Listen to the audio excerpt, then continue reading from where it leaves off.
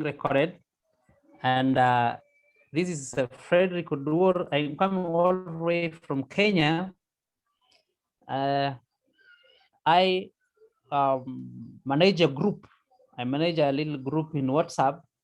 It's called Dry Fast. Actually, we started with the name Prolonged Dry Fast, but later we changed the name to Dry Fast because some people are not comfortable with that name Prolonged.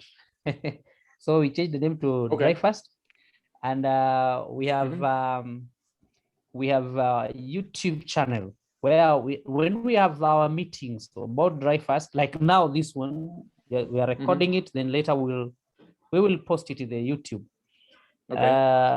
So many people take like now we have one person from the group, Vikram is attending this meeting now. Right. I just gave them a little short notice. I gave them a little short notice, and most of the time we do the meetings in the weekends when people are free. And we are all over this meeting. This is a group that has people from all over the world. We have people from Japan, Australia, we have people from Europe, and there are people from Africa, West and South and East. Yeah, it's a big group anyway. It's a big group. Yeah, it's like almost. And you started this group. You started this group, as I understand, right? Yeah. And what was the prime reason? May I ask you, what was the prime reason you decided to do it? The prime reason is just to make people. Let me admit one person here. The prime reason is just to encourage each other, especially those people who have now known Dry Fast. The idea of Dry Fast is not really accepted everywhere. Most of the time, it is one of the things that has a serious opposition and resistance. Yeah. So they tell you outside there, oh, if you fast, if you stay without water for 3 days, you die. I don't know what. So you see, people are coming in. Thank you, welcome everyone that is coming in. We're just starting. It's just a matter of introduction. Then we get into what we need to talk about today. And I'm also going to allow that. There's no problem. So that was the main reason for starting this group. Okay. But as we started to consult people, like those who are experienced, we had the first time the person had done the first person I did the interview was a lady who had done 10 days dry fast. This is a Kenyan. She's called Anne. Then after some time, I got another person who had done 11 days. This is Rob Hanna from US. I think he's from Texas or somewhere. Okay. And then we also got another guy from US. This day is called Trevor. Trevor had done a little longer fast, reached 20. And from the time of Trevor, the interview with Trevor, it now became a little more popular. These are because we realized that people would watch in thousands. We split those videos, we shared in different groups. Trevor had his group. I had my own YouTube channel. There's Eric, who does the weekly fasting. We fast every Friday. Eric is in Israel. So it's shared and it's being watched everywhere, the whole world. That Trevor. I understand. No, that's good. That's a good intro, and thank you so much for inviting me and letting me to share my experience, right, with dry fasting. And I just wanted to say that as a disclaimer, I'm not an expert on dry fasting. I learned my opinion is mainly for discussion purposes. My opinion, again, is strictly subjective. It's based on my personal experience, and I don't claim to be a source of ultimate truth. I learned with the help of my curiosity, my practice, by trial and error. And I encourage all the people and listeners who join this meeting or who will see this video to educate themselves, to learn and practice fasting in a way that they consider comfortable and safe for them. Because obviously, as you mentioned, it is by majority of the main, I would say, main people, main media, main health industry considered as extreme and unsafe. Well, I believe, like, I will share some current thoughts about my fasting experience and fasting in general. And why I say fasting in general, because I think dry water it's all again subjective. It's all based on the experience. And I'll tell my reasons why I came to dry fasting eventually and decided to and practice that. I'll explain why. I started experimenting with fasting around 4 or 5 years ago due to some health issues. I had some cysts in the kidney, and and I thought, let me like I I I went through different practices. I thought it's something related to food. I thought it's something related to lifestyle. But then I slowly realized that as I started to do fasting, I think I still remember my first fast was 7-day water fast. It kind of was very extreme, and I felt like suffering. Uh, as I mentioned before, I learned through my practice and I learned through trial and error, right? And but I did this, and sorry if you guys join in the meeting, just mute, please, if it's okay. So, and I started experimenting, and I slowly went then from water fast to dry fast. But at that time, dry fast felt like really something like it's very extreme. I don't think people can do it. I think people cannot live without water. I think people die without water. And but I slowly started just by, I think I'm very curious by nature. I started with 24 hours. Then I started with and obviously I didn't just start like let me do it. I went and I read a lot of authors on fasting, and the three main persons that I consider that mainly like big philosopher thinkers of fasting is Alexei Suvorin, who was the first guy in Russia. And I was born and grew up in Russia. I live in Los Angeles now, and but I found these people who practice fasting hundreds of years ago, right? And fasting, it is something that has been. Just a minute, Adi. You said who from Russia? Alexei Suvorin. I will share with you the link to my Dropbox where I have fasting tips for people. Okay. And you will see the information that I post there. Some people, because there are a lot of times I'm on the fasting forums and people ask so many similar questions, and I find it easier just to people give this link, go read, educate yourself, and spend some time, because ultimately it's educational experience, right? Exactly. It's an experience of something non-accepting something that, and thinking about something that is extremely extreme to gradually move into understanding that, oh, it's actually not as extreme, and it's fine. It's pretty much the journey of acceptance, right? So I read this author, Alexei Suvorin. I read Alexander Filonov, who is still practicing fasting in Altai region in Russia. And there was another teacher, Leonid Shennikov, who used to live in Northern Caucasus, and his daughter, she still runs retreat in Russia in Northern Caucasus, fasting retreat. And I follow also Swami Satmarga, who lives currently in St. Petersburg area, close to Finland. And he is the one, and you probably know about him. He has very well known retreat, documented 50 days of dry fasting. And I stay close with them. I communicate with them, and I'm actually planning to go there soon, because I want to go to 20 days. Like, I have this idea about 20 days dry fasting, even though I've done 12 days, 14 days, but I mainly done it in the home environment. I have 2 kids, I have wife, and it's not, to me, it's not ideal environment to do dry fast. So I started slowly, right, as I'm going back to 24 days. Then I did two days, right, 40 hours. Then I did 72 hours, 3 days. And obviously I did it with the breaks. And I realized as I'm going through this, I'm actually okay. I'm not dying. I gradually also realized that it is more spiritual experience for me, and then physical.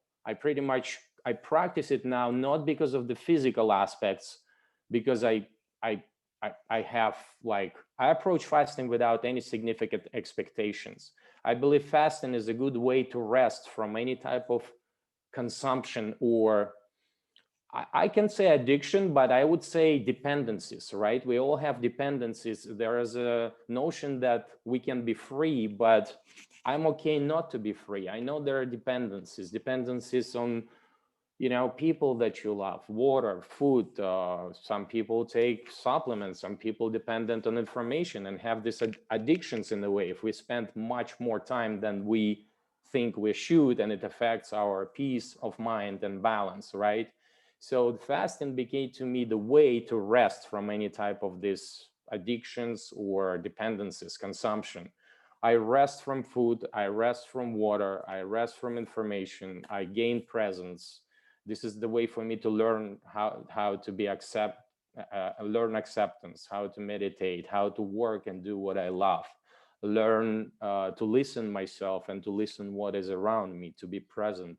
I think that the best way to fast is outside in nature by myself, if possible under observation and with the help of experienced individual and medical crew that they have knowledge and supportive of fasting. um, I believe when I fast, when I do dry fast, it's the best way to observe silence while breathing, and I breathe only through my nose. The reason I do it because when I breathe through my nose and when I when I fast, I don't feel that my mouth are dry. And so let me start with the reason why I came to dry fast. Actually, I realized that when I consume, right, water, I'm still kind of closer to the notion of consumption, to the notion on to be dependent on something, right? I'm one step closer to consuming food. And I realized that I have anxious thoughts and I'm not so much at peace as I don't consume anything. You know, when I enter fasting, I enter with the notion of resting, right? So I told myself, let me rest from everything. Why do I need to drink, right? And I realized that it actually emotionally and spiritually affected me in this much more positive way. I just don't think about swallowing, right? I don't think about swallowing. I just like I'm at peace. I'm at rest, right? And that's why I essentially came from drinking from the water fast to dry fast. It's just easier, kind of. It just, however paradoxically it might sound, but on emotional and spiritual level, it's just easier to go through. It is also right, very important to enter and exit fasting in a very predetermined, correct way, right? So let me just continue. I believe fasting is a good way to rest, right? From everything, from consuming everything, and learn and listen. I think the best way to fast, I went through this outside, right? When you can experience what's around you, when you can be present, when you don't have any distraction. And I think we designed to move. We come from nature and we go to nature. And that's to me the best way to be somewhere in the forest, maybe by the lake, without any distractions, without phone, without books, without computer, nothing. Just me and nature, just learning about ourselves. Because what we do with all this consumption of information, of food, we just, a lot of times we avoid deliberately of something that is inside of us and what is important for us in life. Maybe it is related to self-actualization. Maybe it is related to something that we want to achieve. But a lot of times through going like doing shopping or buying this or buying that or eating this, we actually put in things that are really important on the back burner. And when you start fasting, guess let me what? interrupt you. Let me interrupt a little because sometimes you say some things that are linked, they're key, a punchline. You have Okay. talked about going into the nature, into the wilderness, into a Yes. place where you just stay with the nature, and no phone, no what. You're fasting from everything, no news, no contact with the family. Correct. How many times have you done this? Because I think for me, Well, I've done my 12 days dry fast in Ecuador in the forest. And, but I was not entirely alone because I lived in the community of people who farm, right? And majority of the times. Again, you don't have to be hanged up like, oh, I cannot be alone and I cannot be completely like, I cannot go to dark room and have a dark retreat without consuming any of the information. I just work with what I have, right? I'm just like, this is the best what I have, I'm gonna work with it. Like, this is my home environment. Can I do 14 days here? I don't know, but I will give it a shot. So ideally, yes. The reason is, and again, the reason is to listen, because we live through the life a lot of times having thoughts about our past and about our future most of the time, but without being present and thinking about what am I really, what is really important for me, why am I doing this, why I'm having this job, why I'm here in this situation with these people, why I having this family. And when you start fasting, when you start resting, I would say, right, from all of this external socium consumption and everything, you start really thinking like, oh, this is what's important, right? And how you can do it otherwise except for listening to yourself. Like, I went to Brazil at one point and I was meditating 6 hours a day, just sitting with my eyes closed, right? Just sitting 6 hours, looking into your inner eye. And it also kind of this similar, in a way, kind of similar experience. You're resting, you're looking into your inner eye, your thoughts come in, they go out, and essentially you come back to your inner eye and concentrating on nothingness, on emptiness, right? And what's fasting gives me, it gives me opportunity to experience this emptiness, which is at the beginning is very scary feeling, very scary, because emptiness and darkness is essentially on a subconscious level associated with death, with dying, right? And why, what majority of the people are scared of? Scared of perishing, scared of dying, scared of not experiencing this world anymore. But as you come through the repetition and practice to the certain acceptance and understanding that, hey, it's actually okay, because everything comes from nothingness and everything goes to this nothingness, you start kind of playing with this notion that it's okay, I can listen to my thoughts, I can listen to my fears, and I can be okay with it, and I can accept them. And through this understanding and practice comes, I think, more deep understanding of what is important, and you start understanding that is what's really important is not what you eat, or like how healthy you eat and how often you eat. It's what's really important is what you do in life once you get out of the table. Because so many people lately hang up on you, like, you have to be vegan, you have to be vegetarian, you have to eat this so many times a day, this many times a day. And essentially they still put in on the back burner the most important thing. It's not, it's all kind of like bubble, and it's kind of skin of really what's is deep inside. What's really important is what you do once you stop eating. Once you get out of the table, do you do something that you love, or you do something that you hate? Are you with people that you love and cherish, and do you give love to yourself? Do you accept the way you are? Do you trust yourself unconditionally? And all of these experiences, they start coming up on the surface as you start having all this emptiness of free time. Because guess what? You don't have to do anything for 7 days, or for 2 weeks, or for 3 days. Or for 24 hours. You just totally in the realm of you with yourself. Can you be comfortable with it? So, and that's where it kind of came to me, right? Fasting helps with it a lot, and I think the best it is distracting.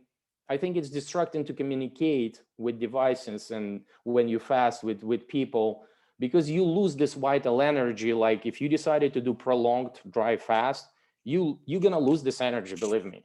Like, if you are talking, right, and you're gonna feel dry mouth if you are talking a lot. Let me again interrupt you on that one, because it's the truth. When you are fasting and resting, the way you have brought it is very clear. It's a time to rest. And that time, you are also gathering, renewing your strength, renewing your energy. So when at the same time you are giving it out and you want to renew it, at the same time it will drain you. It will drain you. That's why by all means you have to be away from these devices, the television, the every other thing, and even people. And even people. Yeah. And if I'm with my wife, right? If I'm with my babies, because I still have to do my chores, right? I just tell them, hey guys, could you please be a little bit like understanding? This is where I'm going through this. I'm going through this process right now. It's like, it's a very tricky thing. I'm here, but I'm not here. You know, I can actually, on the first 7 days, I'm very active. And even on the 8th and 12th day, I can be active. I do asanas, yoga asanas, right? Just please, you see, I'm really sorry because we have to interrupt you to understand what you're saying. Yoga asana, that's very new to me. I don't know if people know about that. Well, so the reason again, let me just go through introduction, and then I think we can go Q&A, right? Because this will be the best way. Just listen to what I'm saying through all the thoughts, and then we can do Q&A, because I'm sure people will have a lot of questions. So as I mentioned before, first, it's rest from everything, observing silence. And the reason I observe silence, again, so I don't have to open my mouth. I breathe through the nose. I have very easy time breathing through my nose, and actually I don't lose saliva. Even through the 14 days of fasting, I continue to pee, because what happens, body process the energy that comes from the sun. If you walk barefoot on the soil, just on the earth, on the grass, you will get energy from earth. If you sunbathing, you will get energy from the sun. When I dry fast, I also dip myself in the cold water. So you cannot really say that it's complete dry fast, right? But I occasionally I dip myself in the cold water, and I think I can get water through the skin, right? Because the skin is 90% of our body, and it just accepts a lot of what's happening, what's coming in it. Sometimes I can do 7-day dry fast without touching water completely, right? But again, lately I'm not hang up anymore on like, oh, I cannot touch water. I cannot. No, I need to wash dishes. I touch water. You know, I work. I take it easy. I take it easy, and I mainly concentrate on like spiritual and emotional aspect of it, right? So if you truly decide, if someone decide to fast or dry fast, you just need to, it's like with deciding anything, you just need to start doing it without educating yourself first, reading about it, and making sure you enter and exit correctly. Because the best, if you are not entering fasting in the right way, and if you're and you're not exiting, and you are exiting in the wrong way, you will experience a lot of harsh time. You might even have a lot of physical problems later on down the road. You really have to be careful with it. You need to listen to yourself and educate yourself, and again, listen to multiple people, but then again, listen to yourself and feel what's best for you, do what's best for you, right? So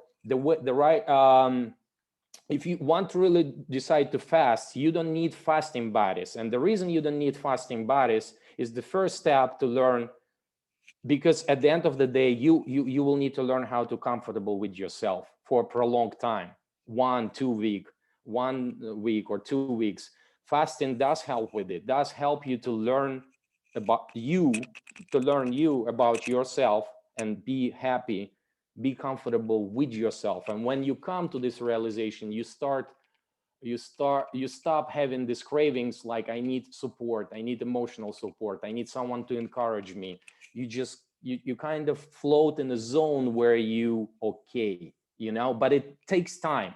And it's okay to have encouragement, and it's okay to ask other people, and of course to learn. And at the beginning, I did a lot of affirmations that actually helped me to go through 7 days or 12 days. So as I mentioned, movement, right? We're designed to walk, we're designed to move. Our joints, our skin is flexible, our joints are flexible. We're not designed to sit steadily by the screen for a long time. That's why it helps to stretch. That's why it helps to do sun salutation. That's why I do sun salutation and yoga throughout the whole period, every day of fast, right?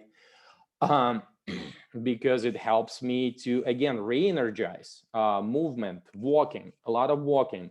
If you need to do physical work, do physical work. If you want to exercise, but be very gentle, not like strenuous, very hard exercises.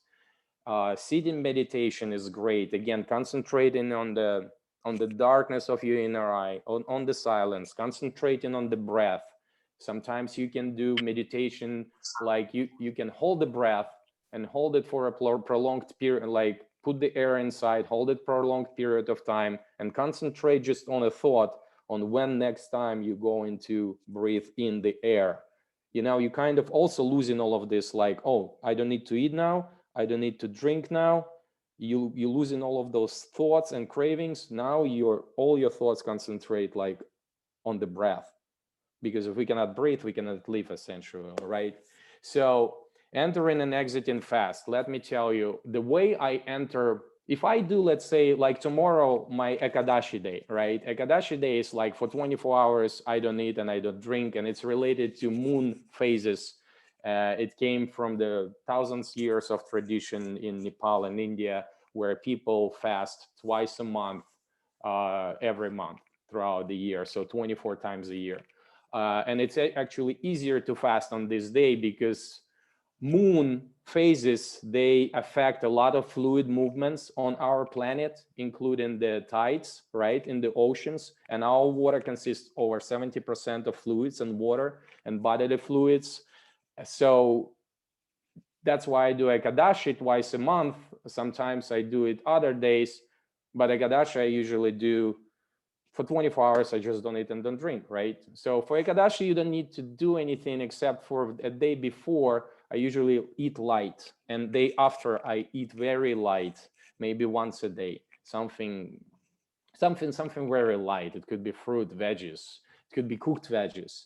But if I go into prolonged fasting, like 7 days or 14 days, or if I plan to do 20 days, you have to enter it with the cleansing of your body. And the best way I learned, again, through the repetition and listening to others, learning from others, is Shank Prakshalana. It's a series of yoga asanas that, in combination with the salt water, clean your entire system. So pretty much the way it works, you drink salt, little water with a little bit of salt, and then you start doing series of asanas, 5 different asanas, 8 times each, on multiple times. And what you will notice after doing these asanas like twice, the water that you drank half an hour ago will go out from your, pretty much from the buttocks, right? It will go out of you. And then you drink again, and then you do asanas again, Shank Prakshalana, and then more water will come out. And then essentially you will start noticing that color of the water will become more and more clear.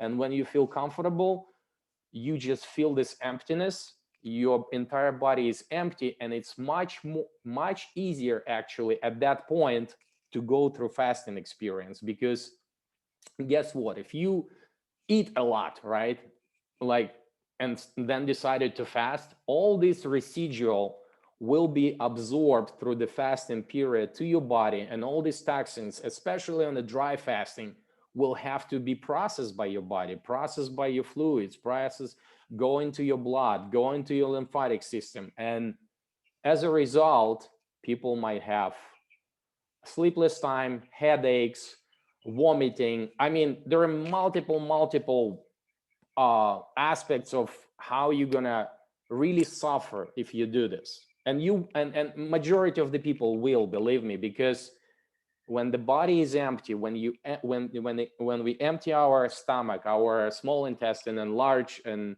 large intestine and everything, you just having this very easy time in a way, because usually the hardest time in a prolonged fast is like first 24 to 40 hours. It's when you have cravings, kind of, when you feel smells, when you're salivating. If you cleanse before entering, you're gonna have much less of it. You're gonna be much more at ease with everything that is around you, with all the distractions, because you kind of already in a way empty, right? Physically. So you start working on emotional emptiness aspects of being comfortable with emotional emptiness and being yourself, learning about yourself much faster and much easier. So this is the entering, right? And entering and exiting the fast correctly are two most paramount aspects that can be game changer between positive improvements, whatever it means for you, and disaster, significant, and I mean significant mental, emotional, and health issues, even up to death. There were cases when people, when they were exiting fast, they would die because they would start eating quickly.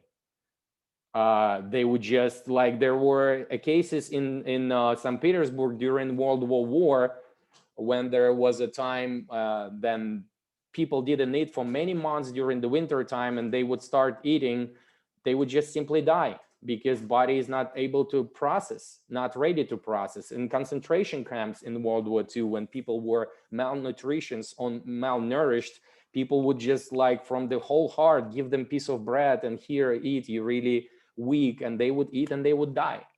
Because guess what? You need to enter slowly, gradually, consciously, and you need to exit in the same way, very slowly. As a rule, as many days as you fast, I found from my experience personally, half of the period that I fast, let's say if I fast for 7 days, for 3-4 days, I have to be very cautious and observe certain practices to exit fasting, meaning eat.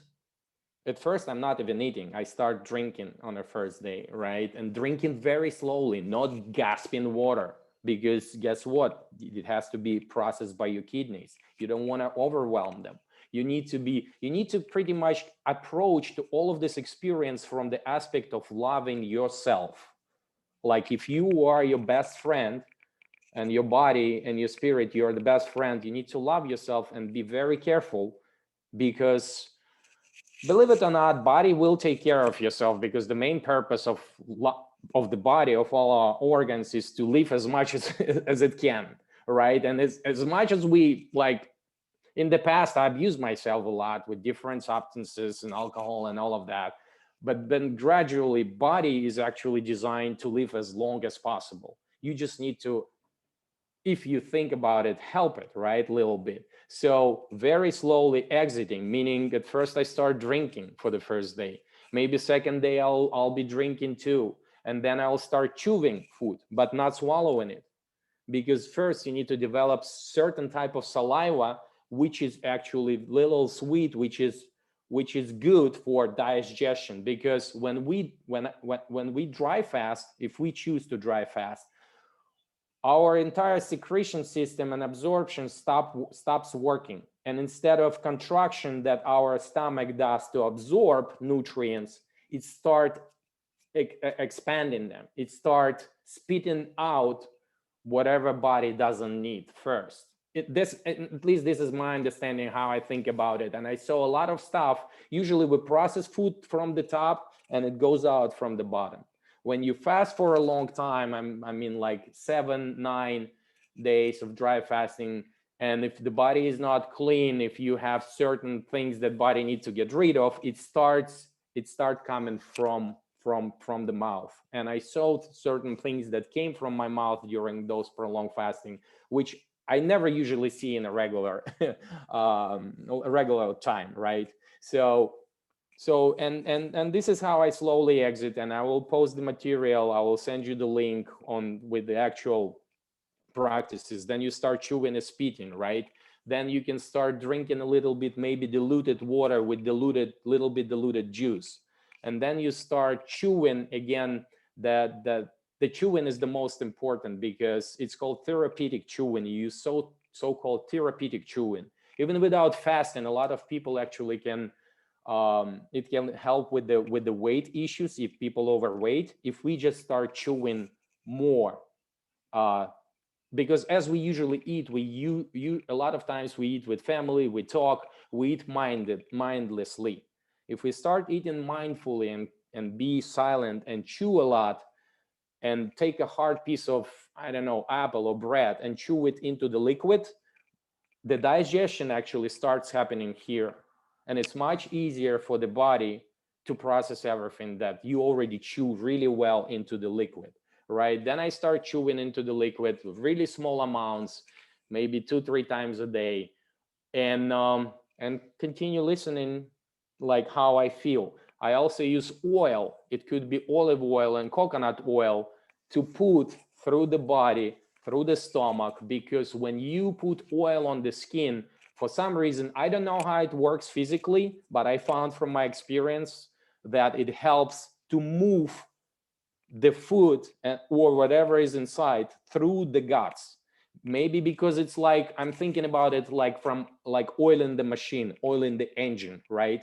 Like after dry fasting, my body is extremely fast, my blood is thicker, right? And everything inside is dry. So it's much harder for the food to move through the dry pipe versus if you oil the pipe, right? Think about it like that. That's how I thinking about it. Maybe some people can other explanation for it, but I found if I put body or oil like olive oil or coconut oil on the body, on the stomach, it's much easier to wait through these it usually takes for me 3-4 days after prolonged fasting, maybe five days until your first poop, right? Let me just ask, what amount do you take? Do you put? What amount do you take? Do you drink? Amount of the oil? Look, this is your amount. Whatever you can put inside of your hand.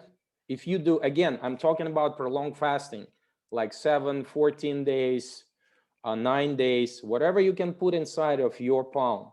This is how your usually stomach is. It shrinks, right?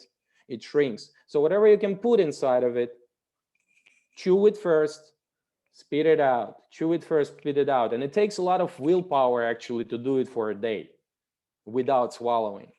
But then the next day, start swallowing a little bit when you start chew it into the liquid, complete liquid. Then you start swallowing slowly. Second day, same thing. And a lot of times I would eat on my stomach. I will lay down on my stomach, because if you eat like this, it's one way. It's kind of easier for the food. And I've read it from the book of Leonid Chenikov and Alexander and Filonov. A lot of times they would lay down on the stomach and slowly swallow the food, right? And you do it for 3-4 days, 5 days, however many days it takes for the first stool, for the first poop to come out. And after you have first normal poop, then you start a little bit increasing the amounts of food. Because if you will start increasing the amounts of food before that, if you will start drinking a lot before that, you might start having issues, because again, your stomach, all your intestines need to start working like this. They like our heart is beating, right? It's beating. We breathe the air in and out, in and out. The stomach also contracts, and and also you have to move as much as you can, walking, working, running, whatever you feel, but you need to move, because it helps with contraction of our intestines. And intestines have to start again learning after they rested for such a long time. They have to kind of go back into this mode of contracting and pushing the food through your intestines out of you. Okay, and you need to help your body for that. If you will do this, if you observe those certain rules, simple rules, most of the time you will have easy time exiting, and you will be okay. But if you don't, you might start again. If people eat a lot and we don't poop, what's going to happen? All of this needs to be absorbed, go into the lymphatic system. Your heart needs to start working harder, and as a result, you might swallow. You know, your hands might swallow, because you actually not letting your body to process everything, all the small amounts, and get them out, and it has to absorb everything. You might start having heart issues, kidney issues, liver issues. Be very careful on exiting. The most important paramount aspect of fasting is to exit correctly. I will not stop repeating it, because it's very important, and you have to learn slowly, right? So so we went through entering and exiting. So I tend to think that Andy, with the somehow fasting, hanging. Can't hear you. I tend to think with fasting there is no precise dates, right? Like some I've people just say, lost you. I can't hear you. I'm gonna start fasting and start fast for 3 days or 5 days. Is everybody experiencing the same thing? Are you able to hear Adi? Can you guys hear me? Now you're back. You're back. You're back. It's clear. It's clear. I can hear him. Okay. Okay. It's So clear. everyone Thank needs you. to walk fasting path in a way with you just need to approach to fasting with the open heart, an open mind, and good spirit. Please don't go into fasting when you're really stressed, when you feel angry, when you feel like, well, let me tell you this. It's again, it's very personal experience for everyone. There were periods when I was sick and I didn't feel well, but then I entered fasting and I felt much better, right?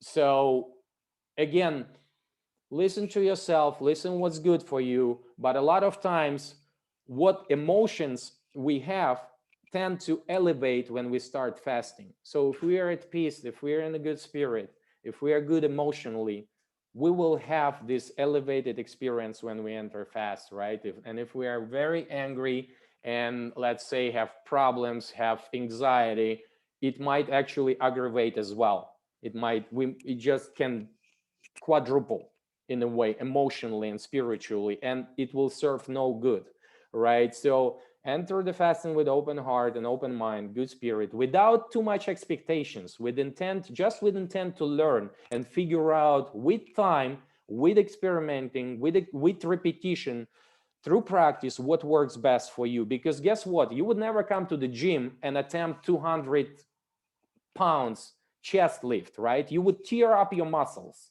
and you would come out of the gym damaged for good.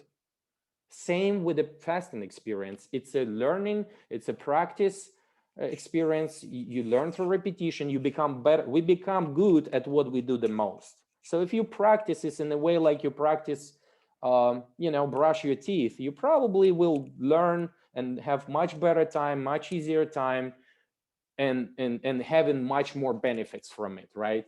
So I think people who enter fast with main intent to fix health issues might be disappointed, because fasting, again, it's all about expectations. Like fasting does help to cure many types of physical, spiritual, and psychological and emotional issues, again, through this experience of learning about yourself. It helps with autoimmune disorders, from what I know, but it is usually come as a side benefit, this like health benefits. And it takes true fast with no consumption of anything for 9 to 20 days, usually with dry fast, and 20 to 40 days with water fast.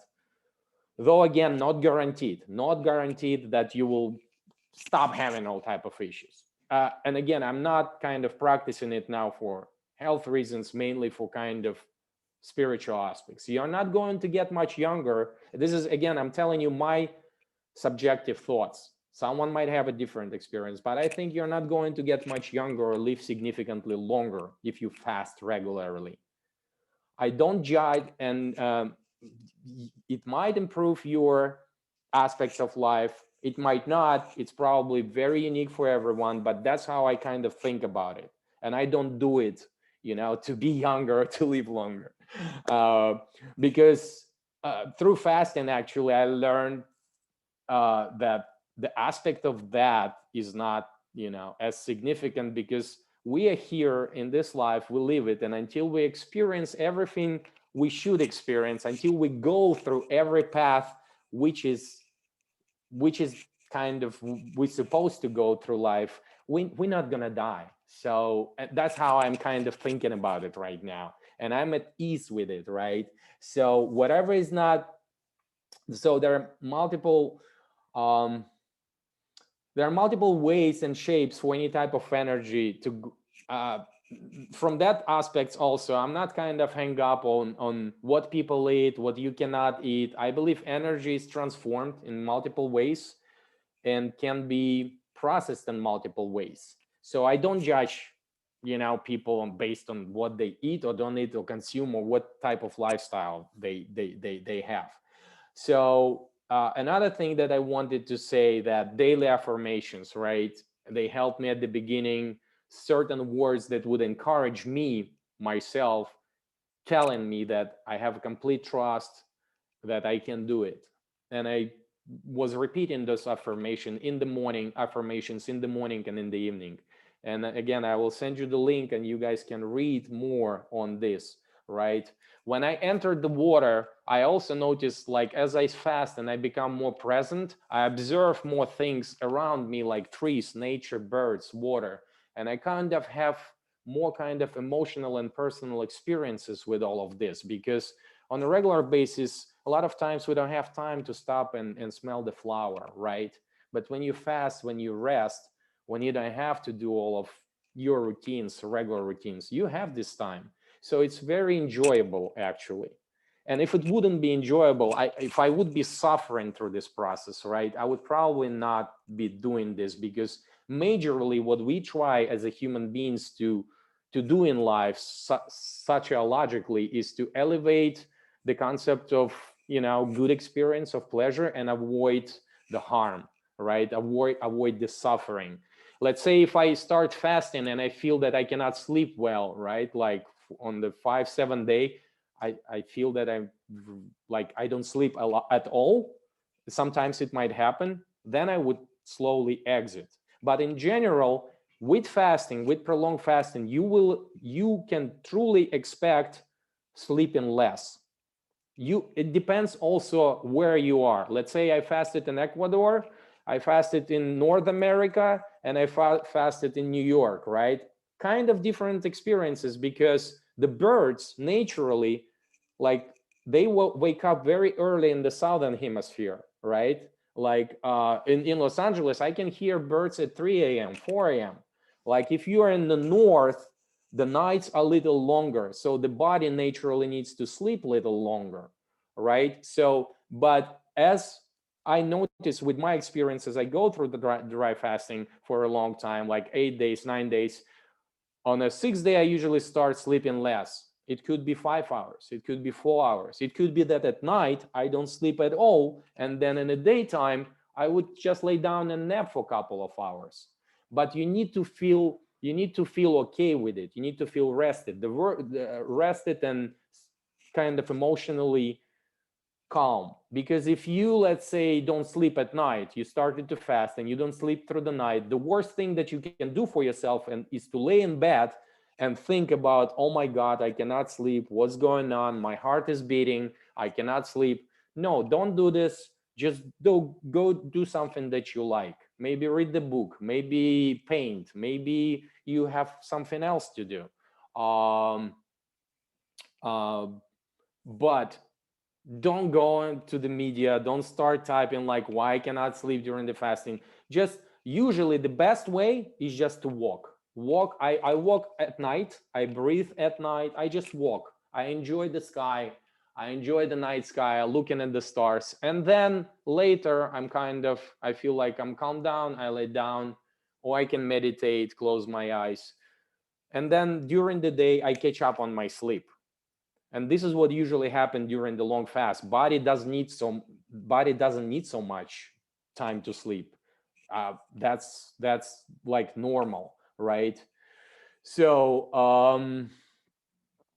so I went through many aspects, right? And why I breathe through my nose only, why I observe silence, because again, not to lose this vital energy that I want to save to go longer, right? And that's what I found, that it's kind of like maybe with the sport anyway, with the marathon, you want to achieve a next result.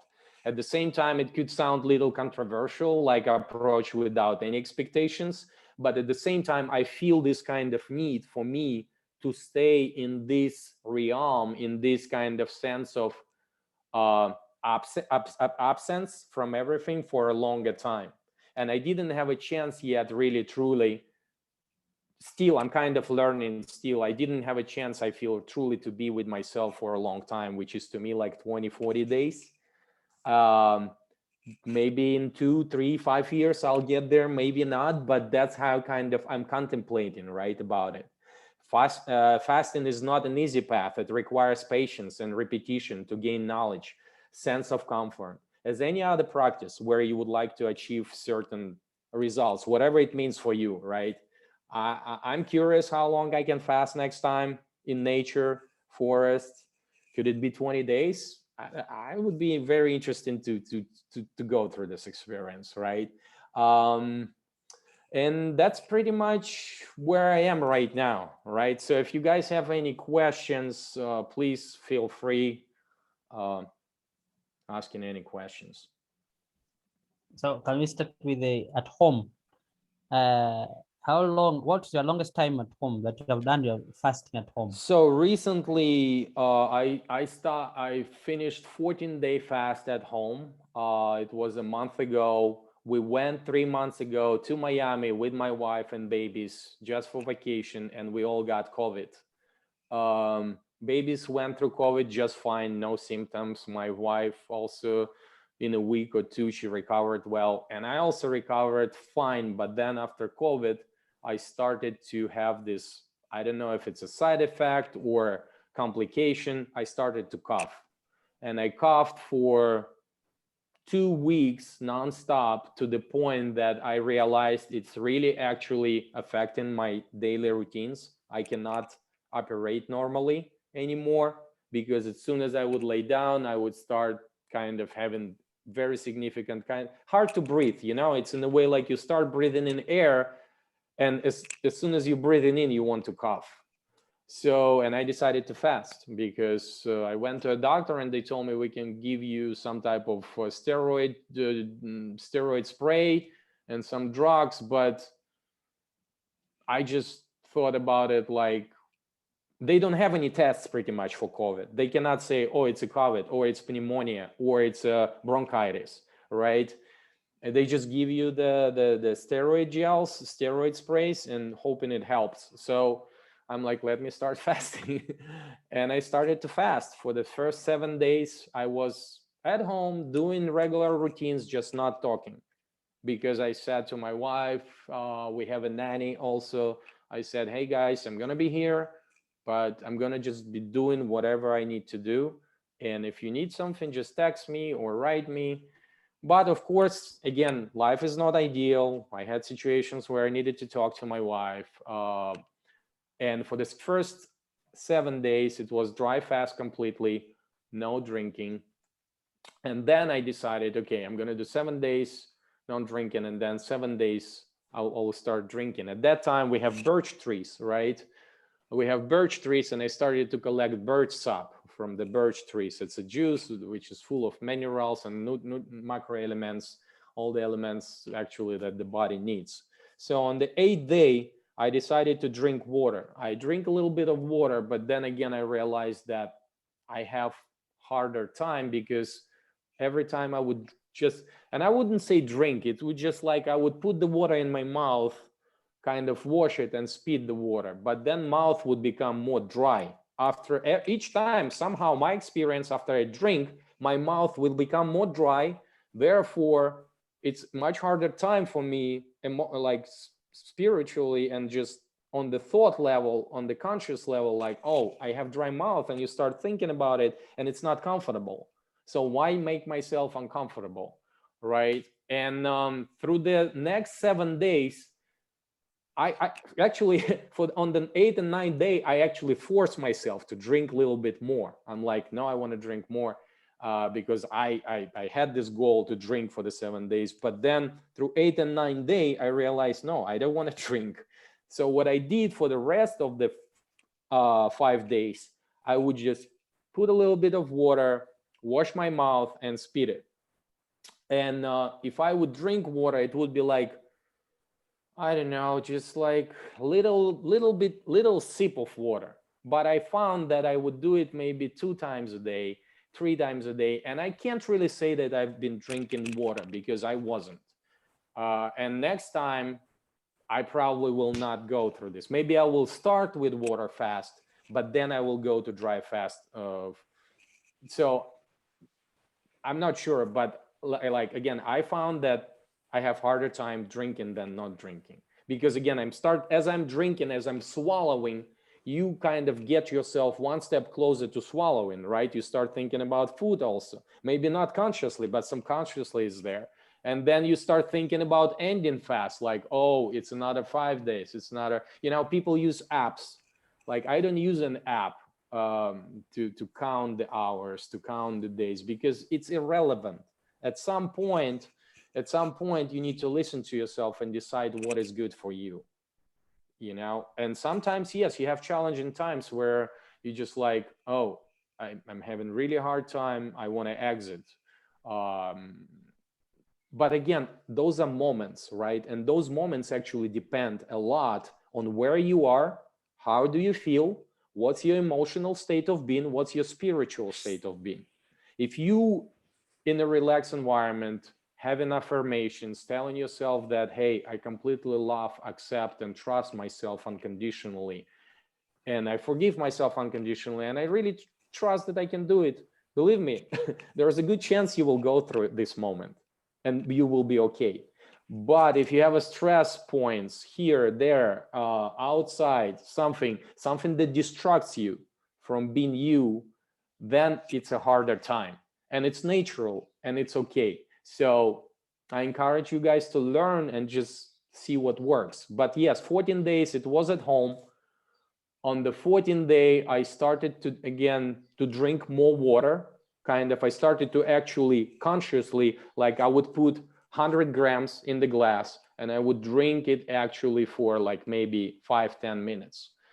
And I would drink water for the first day, on the 15th day, right? Then second day, I would start drinking sap, bird sap, because bird sap has much more micro elements, nutritional value. It has magnesium, manganese, calcium, vitamin A, vitamin B. It has a lot of stuff. I was started drinking bird sap, and I was drinking bird sap actually for another 2 days, right? Then I have 3 days of exiting already. So on the 4th day, I would start chewing raw veggies. Like cabbage actually is really good to chew. It's sour.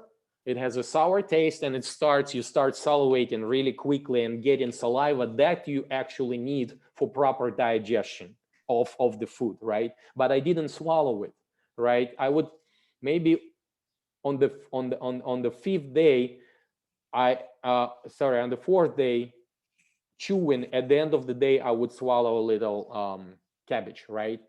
Like chew it into the liquid, swallow it very slowly, feel it. When you chew a small thing for a long time, small piece of cabbage, believe me, if you chew it for 10 minutes, you're gonna feel like you ate a bag of cabbage.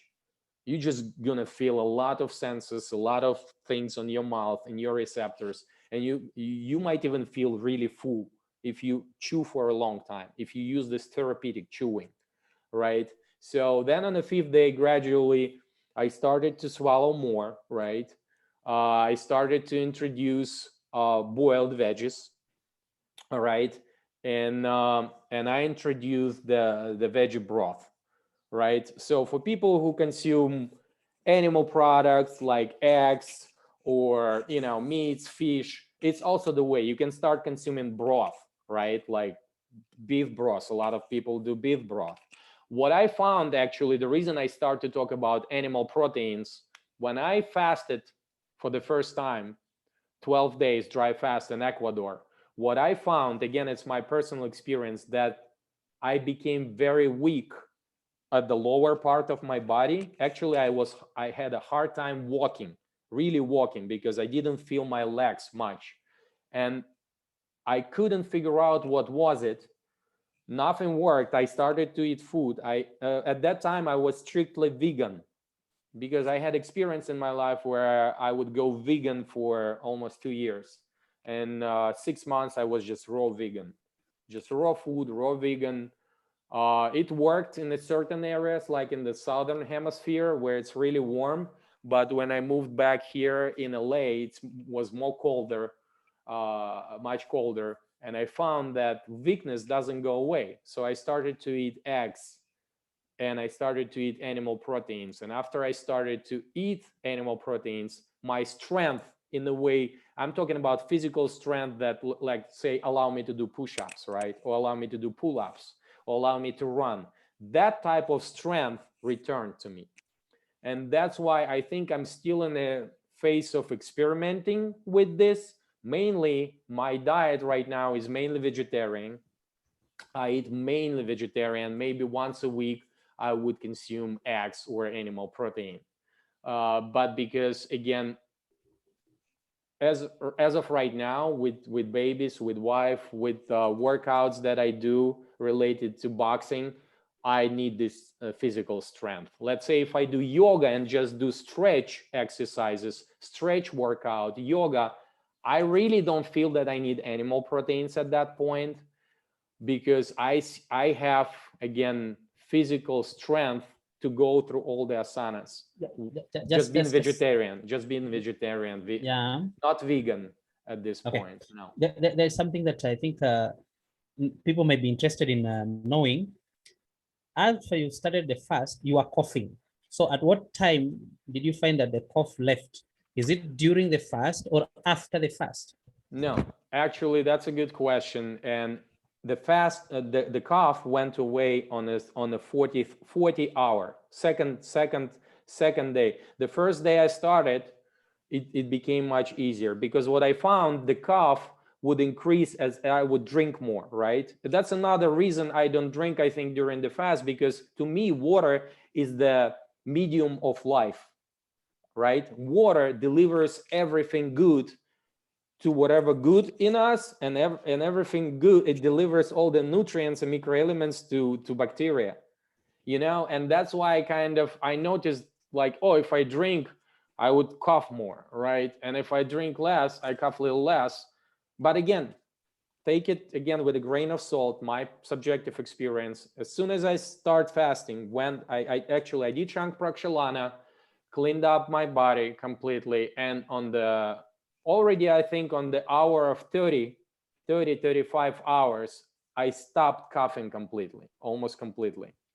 Wow. On the third day, yeah, I wouldn't cough anymore through the entire fast period, but through the entire fast period, I was spitting out, like, whatever was inside of my lungs, very green, like, I don't know what it is, but it's phlegma, green phlegma. I would spit completely through the entire duration of fast, and even after I exited the fast for the next week. There's something that I needed to let you know. I don't know if you have watched our interview with Dr. Finelov. He talked about how his patients heal coronavirus, and he talked about fasting past 7 days. That's why I really needed to get that information from you. So I believe in it. I believe in it. From my personal experience, it worked. I encourage other people to do it, but again, everyone is different. Some people are not okay with the notion of not eating. Some people are not okay with the notion of not drinking. But I think you're doing tremendous work, and through educating ourselves, through actually thinking more about what's good for me, because I love myself, you can bring more of this awareness and understanding that, hey, yeah, there are a lot of drugstores, especially in US, with all the drugs available. But guess what? Think about yourself 5 years, 10 years from now, 20 years from now. Do you really want to be like constantly thinking and dependent about going to the drugstore and buying drugs and consuming drugs?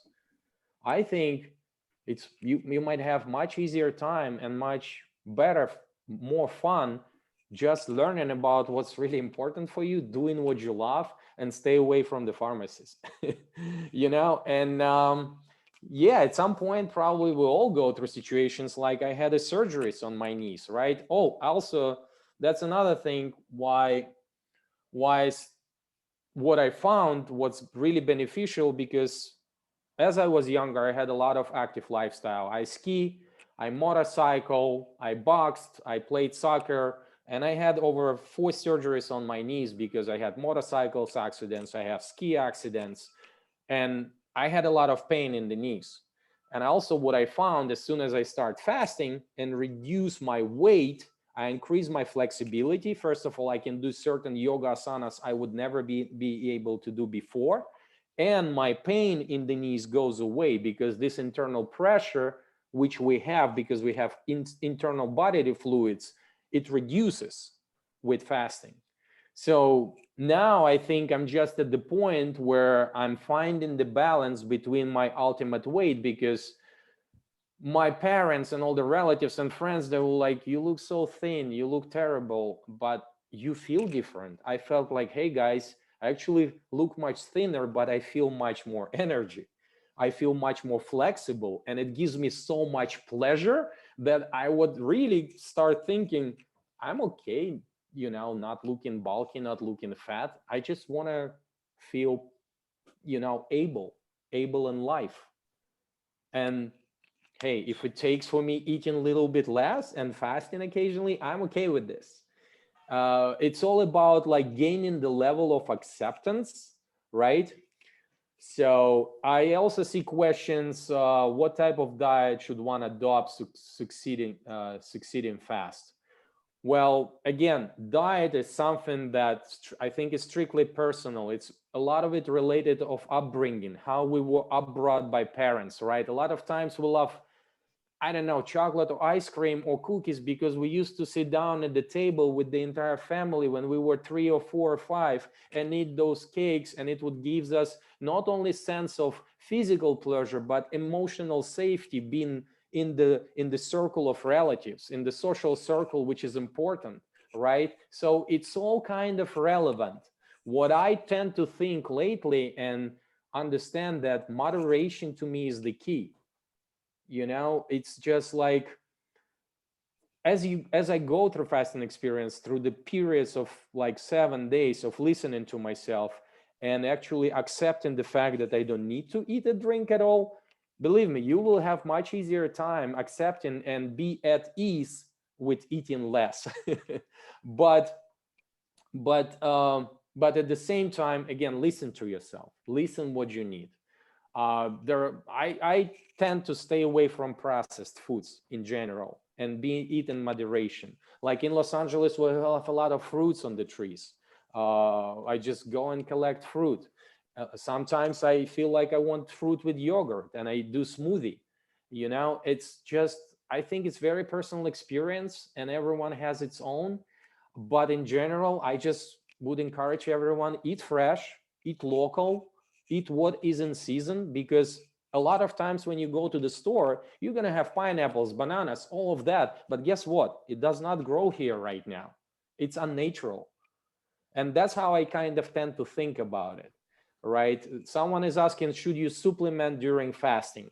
Again, I think we went through this. I don't use any supplements on daily basis or through the fasting. I just don't. Sometimes actually, if I work with my hands, and I do a lot, and I have cuts on my hands, like real cuts from the tools that I'm using, I work with wood, I would use shilajit. If you guys heard of shilajit, it's a kind of like gummy substance that found in the earth, and and a lot of times it helps elevates healing of the bones, of the skin. Like if people would have a bone fracture in Russia, I remember a long time ago, they would consume the shilajit and it would just heal bones faster. But again, I do it very rarely. Usually I just would let kind of, you know, time to take care of yourself. Would you please type it? Uh, Oh, I have shilajit, this. shilajit. Yeah, shilajit.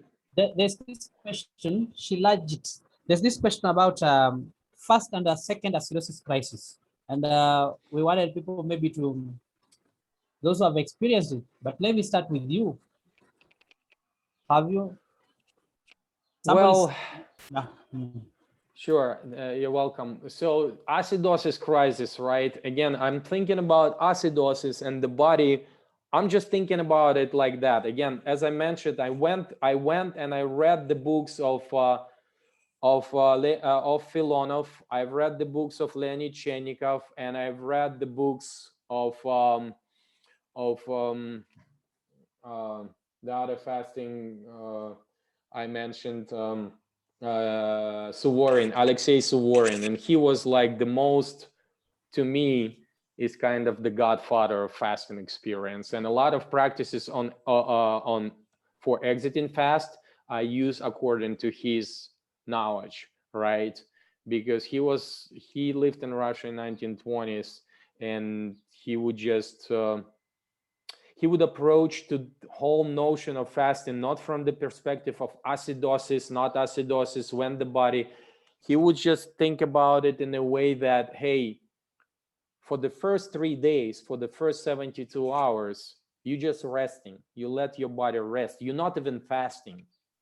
You know, for the first 3 days, if I will see any person, unless this person has extreme heart condition, extreme overweight, extreme something like really, really extreme problem where they would be on dialysis, if you are okay, if you don't use any devices to help you to live, if you don't have extreme pain and not connecting to any external device to help you live, I would say anyone can just simply stop eating and not eat for 3 days and be okay with it, even without cleansing your body. Yes, you're gonna have hard time. Yes, you're gonna have cravings. Yes, you're gonna have some type of withdrawal from food, because food is in a way kind of also, you know, a lot of times when we feel we just want to eat something, oh, we feel less stressed, you know, when we are stressed, and it's a craving, it's an addiction in a way, it's a dependency. So you're gonna feel withdrawal, you're gonna be angry, you're probably gonna have hard time suffering emotionally and spiritually if you're not gonna eat for 3 days. But will you die? Will you? No, you're not gonna die. You're not gonna, even if you don't drink and don't eat, you're gonna go through these 3 days and be okay. Believe me.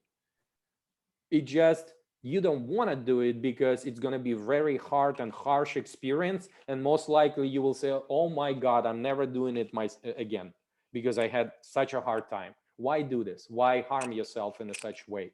If you can do it very gently, slowly, and actually learn knowledge, learn understanding, and with that learn craving for it. In a way, craving, I'm saying craving because a lot of times you would meet people, so-called gym rats, right? They cannot live without gym anymore. They cannot live without running. They need to run.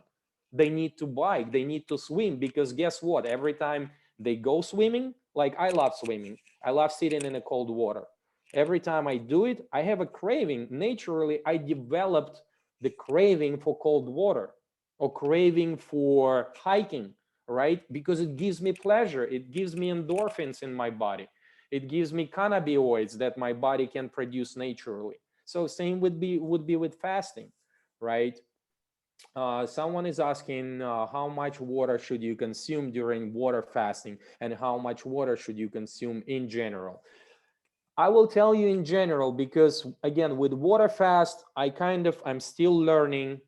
Maybe when I do next time 20-day fast, I will start with 10 days water, and then I'll go to 10 days dry. But again, during the last 7 days that I consumed water in a way, I would sip, just to have a little sip to get this sense of dryness outside of my mouth, and I would stop. But again, I'm not too experienced with water fasting. There are probably people, I think if I would start water fasting, I would approach it in the same way I approach drinking water on a regular basis. And the way I approach drinking water on a regular basis, I usually drink when I'm thirsty, right? Like my wife drinks more, and she drinks a lot. She at some points said like, hey, try to drink 2 liters a day and see how you feel. And I did this for a week, and then I realized I don't feel so much different. You know, it's just like now I have to think about drinking 2 liters. And let me make some clarification a little. With the dry fast, when you put some water, even in the way you are gargling, you are putting some water like that, huh? Mhm. And then you spit it out, you throw it out. Spitting out. No, if I dry fast, I don't do this. I don't even wash my mouth with the dry water. I just stop thinking about water. I don't drink at all. I don't eat and drink at all. And if it's 7 days, it's 7 days. If it's 12 days, it's 12 days. You know, and if It's it's only 20 days, if you can do apart 20 from days, yeah, then apart do from 20 what days. you just said about the 14 days, because it needs to be very clear. Yes. Yeah, there was a time where So yes, 7 days from I the seventh didn't day. put water in my mouth. On the eighth day I started to put water, but again, I would drink every time less than 50 grams, I would say, less than 30 grams. It's just a little sip to feel the water on my palate and to feel that I'm swallowing actually something. And then I would stop. I kind of felt that it's okay, and I don't want to do it more. I don't want to drink more. Yeah, we So have understood you. yeah, and on a regular basis, I try again.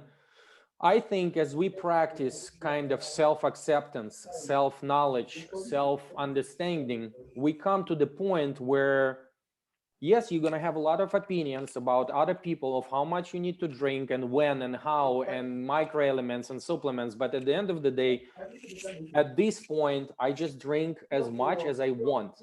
So if I feel thirsty, or like right now, we've been talking for an hour and 20 minutes, I kind of feel like, oh, my mouth became a little dry, right? So probably after we finish the meeting, I will go and I will drink a glass of water, right?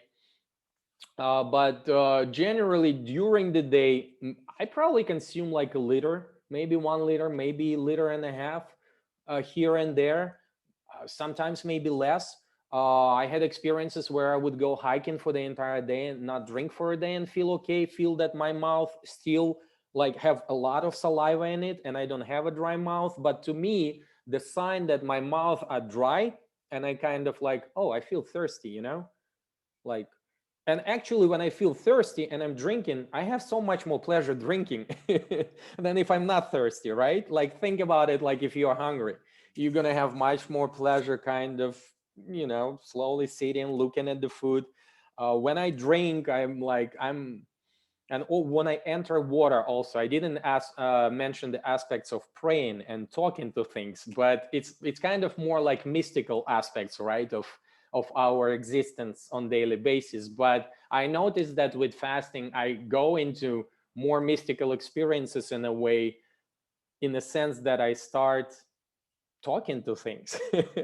It might sound funny, but I feel that things around me are more, they like life, they have spirits like trees and water. Like if I enter the water, I just say thanks to the water, you know, like thank you water for, you know, accepting me.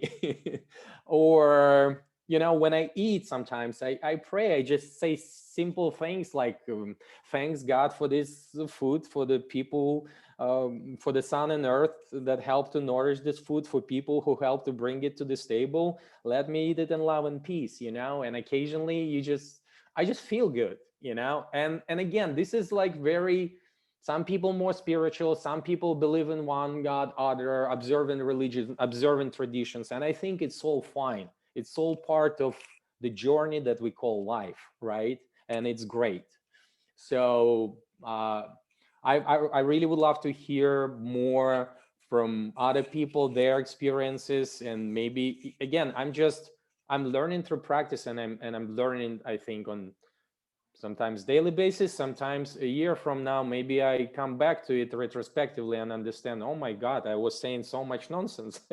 That's, I have real understanding right now, but this is where I am, and I'm trying to share with you guys to the best of my ability, my experience. Ade, you have done so well on a breaking dry fast. You've told us a very good way of bringing a prolonged dry fast. The process, I think I enjoyed that part so well.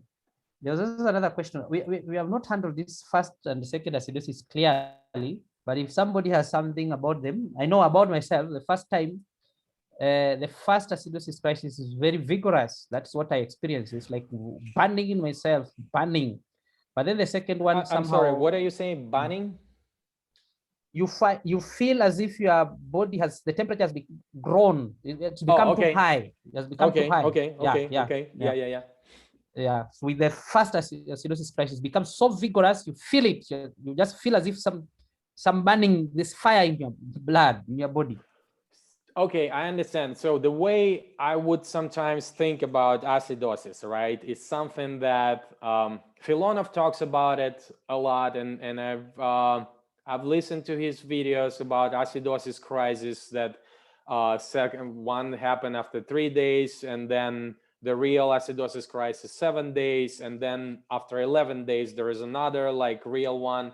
But again, what I'm noticing is that I think I'm go through fasting more on the emotional and spiritual level, and then the physical aspect. Like for the first couple of days, I'm kind of still slowing down, right? Even though I'm not eating and I'm not drinking, I'm slowing down. I'm kind of still having, if I'm at home, I see people eating, I see people cooking, I feel smells, and I still have sometimes little cravings like, oh, I feel like I'm eating. But what I noticed that after 72 hours, it stops to me. And my sense, this is how I think about maybe acidosis, right? That body starts in a way kind of acidizing and consuming itself from within, right? I start noticing after 3 days that, oh, like my craving stops completely. Now I can be just okay completely, like even cooking, preparing food for my babies or for my wife, warming up the milk for babies, and I'm okay. I just emotionally, I'm present in the moment. I feel fine, and my body temperature actually cools down. What it means is that if it's cold, I feel okay. I feel that I'm not really cold. I don't know how to explain it, but I just go inside of the cold water as well. I see it in the cold water for like maybe a couple of minutes, 3 minutes, and I feel okay just breathing, thinking, like looking into my inner eye. And when I'm saying cold, I'm talking about 11 degree, maybe 10 degree water, not completely iced water, but cold water, right? And but for example, with the last fasting experience on the 14 days, and that's how I think about acidosis. I'm not thinking about body is just, I think you're going to have much less of this kind of temperature goes up, or you have sweats, or you have headaches, right? Or your or something like that, like something, the sense of real uncomfort if you cleanse your body before fast. If you do Shank Prakshalana, I tend to think that you're going to have much less of these effects of body acidizing, because you're going to have much less residual or none in your guts, in your intestines, to be digested through and go inside of your blood, and with all of these elements, and your body still needs to clean it up, process the blood, make the blood clean. Maybe Andy, maybe we hear from the members, because of course, they wanted to share. People wanted to share about acidosis crisis. Sure. Yeah. But just before somebody talks, the knowledge we have from Dr. Filov's literature, it's about, there are only two that it talks about. The one that happens between the 3 days we're talking about up to 7, somewhere there. And then the other one happens from the 9th, and that's actually used for healing. That's for the people who are for medical reasons. So it happens from the 9th day, peaks then up to the 11th. That's what he says. And just more about what you are saying, more discomfort in the body. Sometimes the temperature as if it is high, but it's not high. So that's what happens. I don't know what people have experienced here. If somebody has anything about acidosis crisis, please. Floor is open for you people to give your contribution. But if there's none, okay. Karen, I was just gonna say, yeah. I was just gonna say, I didn't finish because I didn't make it through the break part where you where you get through it and you have that elevated, you reach that place of joy. My ego wanted to do 11 days and my higher self said you don't need to. But I did want to say that I rented a little place by the mountains so I could follow all the Russian doctors' literature. And my husband is so supportive because he let me do this and he watched the kids and took work off. And I found that because I was feeling, kind of shivery, and I did Shank Prakshalana. I did 2 of those, like Salt one, flesh. yes, the salt flesh. Yeah. I did 2 of those leading up to this because I really wanted to be clean and clear. But so anyway, so I went to the mountains and I went up to this river stream, just like the Russian doctors tell you to. And I felt so kind of miserable, kind of shaky. I didn't enjoy any of it. And I don't know. I was really disappointed because I had this thing in my mind. I'm gonna get to the mountains. You had a perfect picture. Yeah, because Yes. that's what. Yes, that's. Yeah. I think what you did. I think I'm going through the same because That's why I think every time, like, yes, read it, think about it, but don't set too much expectations, because if you set this perfect picture, like 11 days, I said, oh, I'm thinking 20 days and I want to be by the lake, but then you come there and you just like these levels of your ideal and where you are different, it's a suffering, right? So why, and yeah, I think you did the right things, because occasionally you might say like, hey, I'm gonna do 20 days, but maybe on 11th day, as you said, you yourself, your heart yourself say, hey, I'm okay. I'm okay. I'm fine. And slowly. So what, Karen, sorry, I needed to know, at what point did she stop the fast? I broke it on day 9. Okay. So I got to day 9 and I feel no regret about breaking it. Good. Because Good. I felt so, I knew I'd made the right choice. And I was listening to some of the webinars and from the weekly fasting group, and all these things just kept hitting me like zoom, like electric jolts. I knew I'd done the right thing. So I came home early and my kids were all excited. And Good. But good. I did want to say one thing that, so because I've done 7 at home. Well, I did 7 and then 7 and just kind of handful of smaller ones. And when I fast at home, this may not be a good thing, but when I fast at home, I feel like the distraction of my little kids and cooking for my family. For some reason, I don't get hungry when I cook.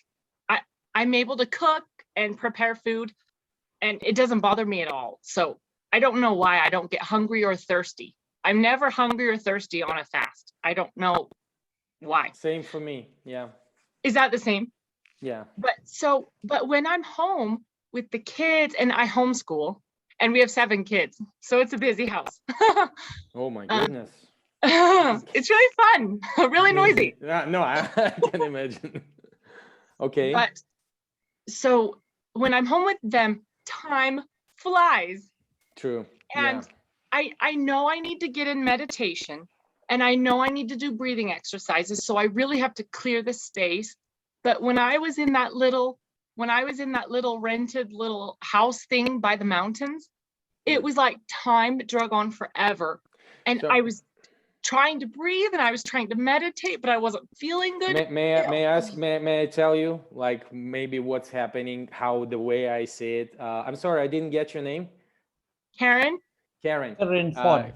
Anton. So I think, to me, it's a sign that more spiritual and emotional work needs to be done. Because let me tell you, when I'm at home, I also have this, time is flying. I have these circles, my social circle, my family, and it's emotional safety in a way, right? But what's happening, and I know that will happen, when I get outside myself, I will go through the same time you went. it's going to feel miserable. First of all, because the first part, you start feeling disconnected, right? You kind of remove everything that you love. It's like dying, right? In a way, removing everything that you loved, cherish from your life, and thinking that, what about if it never comes back, right? And this is where you have started having, I don't say you because I go through the same experience, having time, which is meaning hard time relating to acceptance. To me, it means I need to work more on acceptance. And that's why I'm craving for this more time by myself. I know that I'm gonna have this. I know that I'm gonna think about my wife, my babies, having a hard time closing my eyes, meditating, going inside of myself, listening to myself, to all my fears that emotionally will drag me to the thoughts of the past, good thoughts in the past, or thinking about the future, how I want to exit and get back to them as soon as possible, and how I'm happy gonna be. But guess what? The time that you're gonna be spending inside of yourself, thinking with this emptiness, accepting it more, it's going to be beneficial, I think, in a long run. You don't have to get yourself in a cold river. No, if you don't feel like that. The reason I get myself in a cold water, because I actually, first of all, it's not a river. It's never a moving water. It's a calm, still water where I can be still. Because to me, it's meditative. It's like, can I be really still for a minute? You know, without moving, without fidgeting, and that's how I'm thinking about stillness, right? Same that I did like 6 hours, like sitting with my eyes closed, just be still. It affected me so much. I did it 4 years ago. I still feel this, but it was very hard to do. I was in a way kind of fidgeting all the time for first hour, sitting, moving, sitting, until you slowly, gradually learn through, again, practice, this kind of through repetition of to this point, you get to the point where, oh, I'm okay, I can be still, I can close my eyes, I can be here by myself in this forest or wherever you are, and it's okay. It's 10 days, it's 7 days or 15 days, whatever you decide works. And then as we gain this acceptance, I think we start gaining this kind of benefits of emotionally not being scared of nothingness anymore, of emptiness, of something that we think like, hey, at some point, you know, it will all end. But guess what? We had amazing journey. You know, you're not gonna have all of these regrets. And I understand what you are saying. I have similar experiences when with family at home, but at the same time, understanding that I need this my time. I want to have more of this time just by myself, not thinking about how long actually I can go, but having this time strictly to myself. And I think maybe in a way, I'm thinking about it like giving the time that I need, giving myself self-care. Because if I don't give self-care, that what I'm craving for, I'm going to keep thinking about it all the time on the background. It's going to affect me. It's going to affect what I do with my babies, with my wife. And through this time of being with myself, I learned this sense of presence, sense of actually enjoying what it is here right now. Like Song of the Birds, I'm enjoying every morning, you know, looking at my kids, right? And that's how I kind of think about it. So it's all good, you know.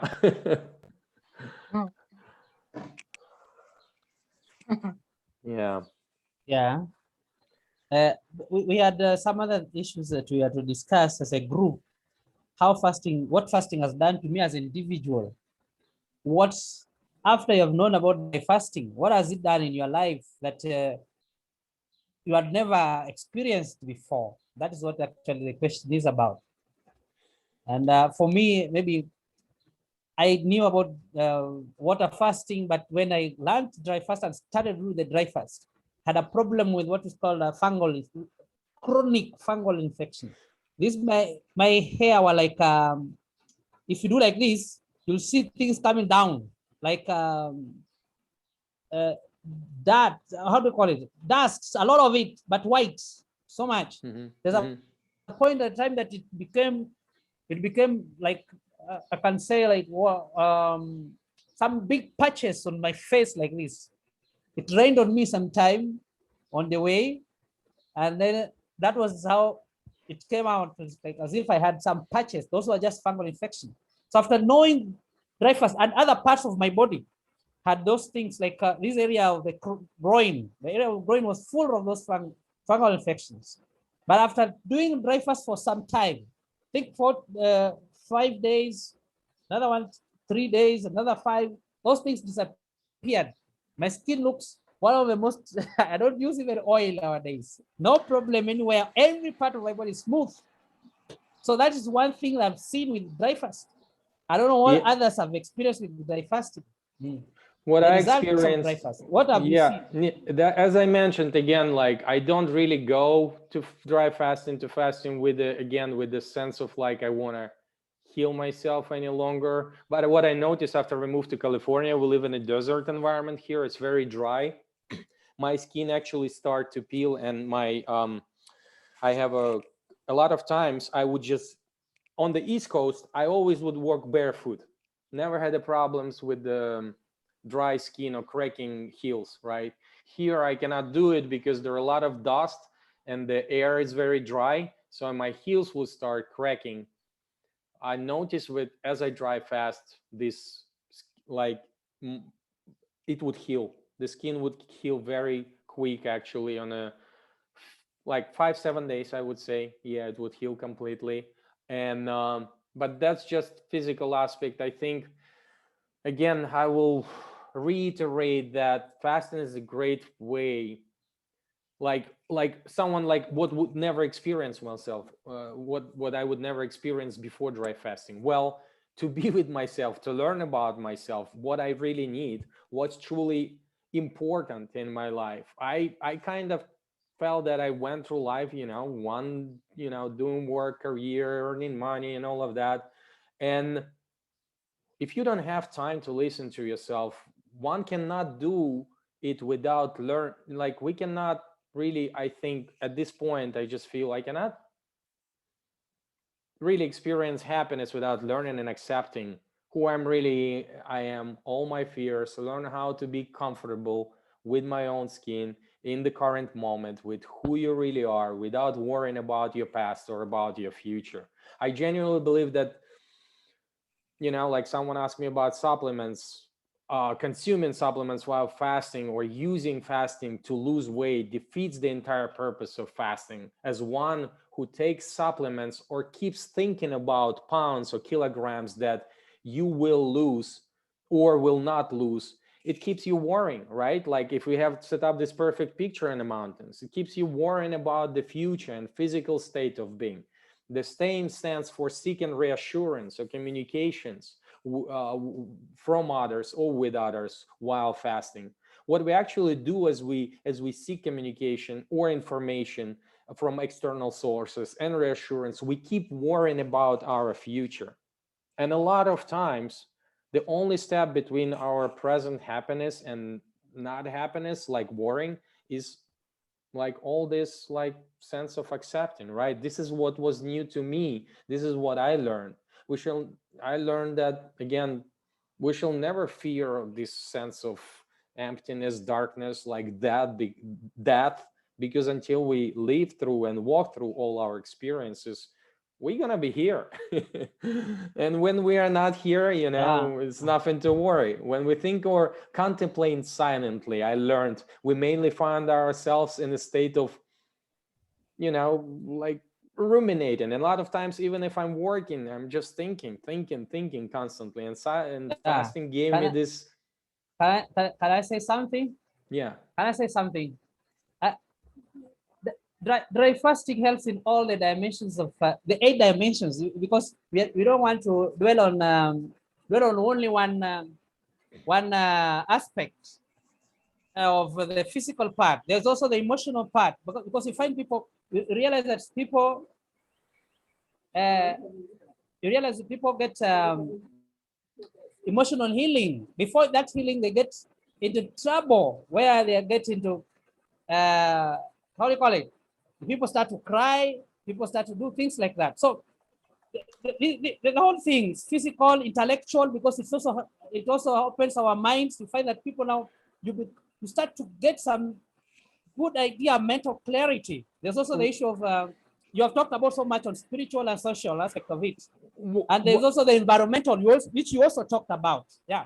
Right. The reason, so and the reason like actually, the whole thing takes the whole thing. Yeah, it's holistic. For example, the reason I talk so much about emotional and spiritual aspects, because mainly people come to fasting initially because of the physical aspect, right? Like, for example, I practice, like my grandfather in USSR, he used to practice Hatha yoga.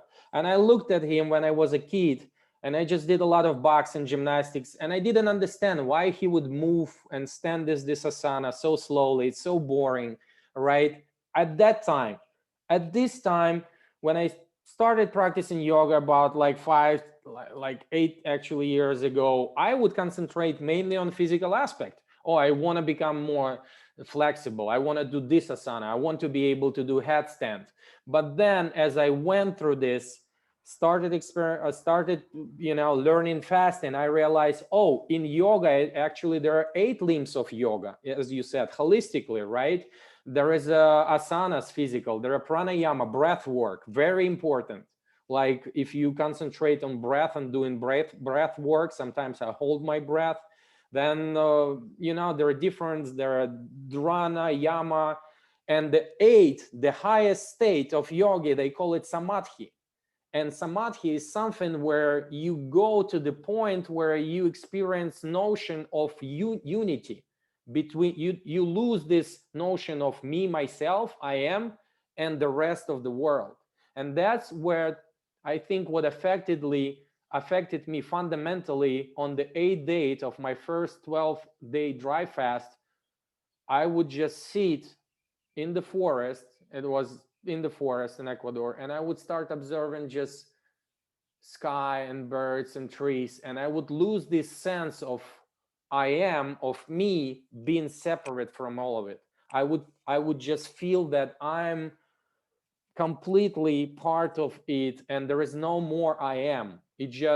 I would just experience so much presence, and I felt that I was at that point is in this state of samadhi, because I would sit or lay down like that for 4 or 5 hours, and I didn't want to come back from this state. It's like very, very I wouldn't even know how to describe it. Like maybe people have this experiences. It's euphoric. It's euphoric. Maybe people have experienced this experience on drugs or on LSD, on mushrooms. Because when I was younger, I also experimented with substances, but I realized that body has endorphins, cannabinoids, and all these elements to produce at the certain time when it needs to have them.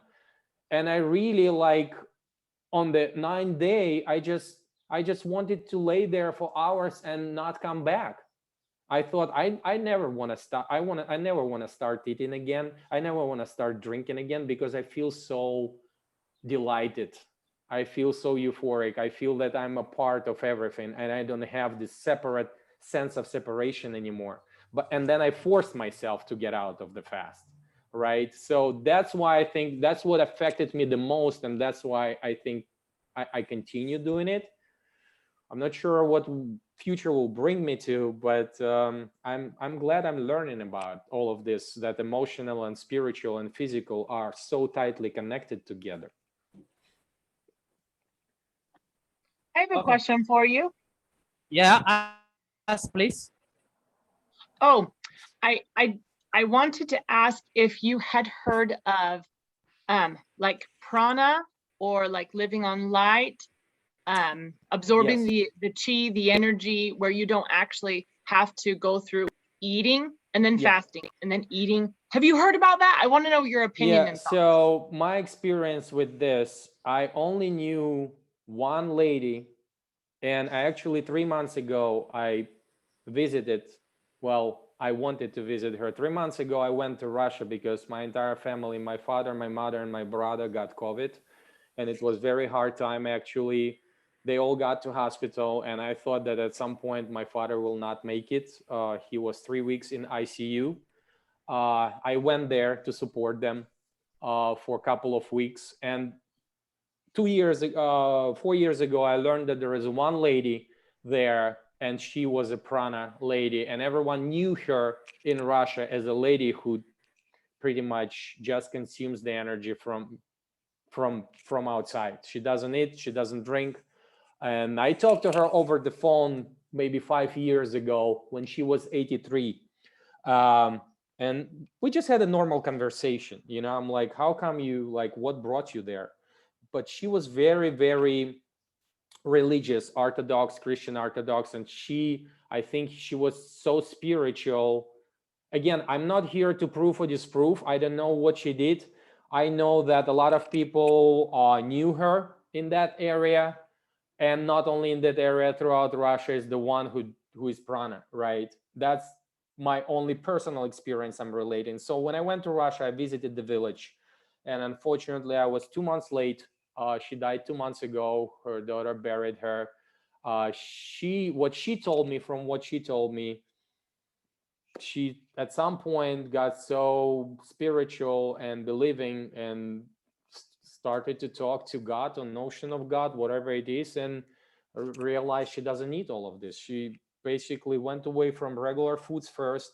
Then she started to consume herbs, you know, like herbs around us. Like I consume a lot of herb, like nettle leaf, like mallow, like clover, right? And when I fast, actually, my experience again is that I start feeling so much energy coming from the earth if I walk barefoot, from the air when I breathe the air, and if I just stand on the sun. And this is something that I cannot explain on a physical level, but I strongly felt that my body starts working in a way like photosynthesis, like flowers work. You know, like we photosynthesize them. If we stop having source of energy from putting it inside, we start, our body adapts and starts having sources, starts getting energy from outside. I can assure you that I can feel very clearly much more energy if I'm on a 7 day of fast and I stand on the sun for half an hour. I can't even explain it. I just sit, close my eyes, and I feel the sun coming into me. And it's just such a pleasant feeling that after I open my eyes, I'm ready to run. You know, I'm ready to do things because just like you feel so much. Again, I think the humanity is not there yet. Maybe at some point we will be able to nourish and consume and the energy from the sun, the light, and not be able to eat. But yeah, that's my experience with prana. I think prana is obviously something that might be possible in the future. You know, a lot of things we still learn. It takes thousands of years, hundreds of years, but as you move consciously through this aspect of energy consumption, because everything is energy and energy doesn't go anywhere and doesn't come from nothingness. I think at some point, yeah, we might be able to learn how to just live on prana. That's my desire. Well, yeah, we are in this part. Anyone who has started dry fast, you are already halfway without knowing. You're already living on prana without knowing. But then when you learn it very well, you realize that it's very easy. I wanted to ask you about sun salutation. It's raining here, that's why I have that. I have to press my earphones. So sun for this, salutation. Right. What I've been practicing mainly for years is Ashtanga yoga until I started fasting. When I started to fast, and when I got, again, I think it's more like fasting and family and children and having less time, I started to concentrate less on the physical aspects of doing asanas and like learning how to do really hard asanas and hard stance. I just do Hatha yoga, and there is exercise that's called 5 Tibetan rites, which is also very energizing, very good exercise to get your day going. If you like to stretch, if you like to be flexible, if you like to feel energy. But if I do hatha yoga, it's usually the series, you start with sun salutation to warm up your body. And it's, I mean, you can Google it, it's everywhere. It's sun salutation A or sun salutation B. You move through the series of asanas slowly and smoothly. And when I move through these asanas, I mainly concentrate not on physical aspect, like I want to feel perfect standing in this asana, but on my breath, right? On breathing in and breathing out. And I use the fire breath, so-called dragon breath, when you swallow a little bit and you have this sense of constantly keeping a small ball here inside, and you start breathing through this, through your trachea. But at the sense when you constantly when you started to swallow and stop in the halfway, and it helps to warm up the body, right? People do yoga in the hot rooms. I think it's unnecessary because the body needs to warm up slowly and gradually, and you can do it with the help of certain breath exercises. So I concentrate on my breath, and just moving out and in. Every time when my chest expands, I breathe out. Every time I breathe in. Every time it contracts, I breathe out. And I just go through a series of movements, sun salutation, and then through a series of asanas. It usually takes me 20 minutes to 30 minutes to go through all of them. If I do 5 Tibetan rites, it's even less. It's about 10 minutes. If you have short time, like if you're on the move, if you're on the road, I strongly recommend to do this because it's exercises that stretch you, and they pretty much invigorize all your, if you think about it, vortexes, chakras, right? You can think about it this way. It pretty much energizes you. And a very good practice, 5 Tibetan rites, or they call them 5 Tibetan monks. Every day, as I fast, I start day with this because, again, life is movement. And as we fast, especially as we fast, we need to move because it helps to move the blood, move lymphatic system, and cleanse cleanse the body, and have much less kind of time when people have side aspects of acidosis, right? Where you have headache or you just don't feel well. Could be heartbeat, could be irregular heartbeat, could be not being able to sleep. I also use this, which also I found it really good. Is in Russia we used to call it applicator Kuznetsova, but I don't know what's it's just pretty much things that you lay down on, and it's like small nails, right? Like, let's say before I go to sleep, I can lay down on it, and I just feel at first it feels a little painful, but then you feel ticklish, and then you feel like the blood is rushing everywhere in your body and just invigorating your body. Very relaxing, very energizing. And after that, I just fall to sleep and sleep like a baby, usually. Yeah, I do it usually before nighttime. I stand on it as well. Some people to stand on nails, but I'm not there yet. I feel it's a little bit extreme. Yeah. Yeah. So thank you. All right, guys. Anybody has anything to tell us? Because I think we need to conclude now. To conclude, though, we didn't exhaust everything. Maybe we'll have one day again. Yeah. I don't know, somebody asked a better question, but I answered it about pregnancy. Fasting. Expectant.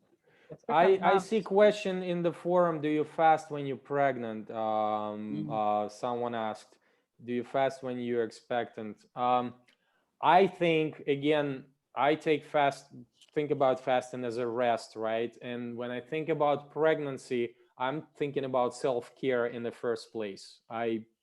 We had 2 babies, we delivered, I was with my wife every moment, and I think it's very, very important time where you need to give yourself as much self-care as possible.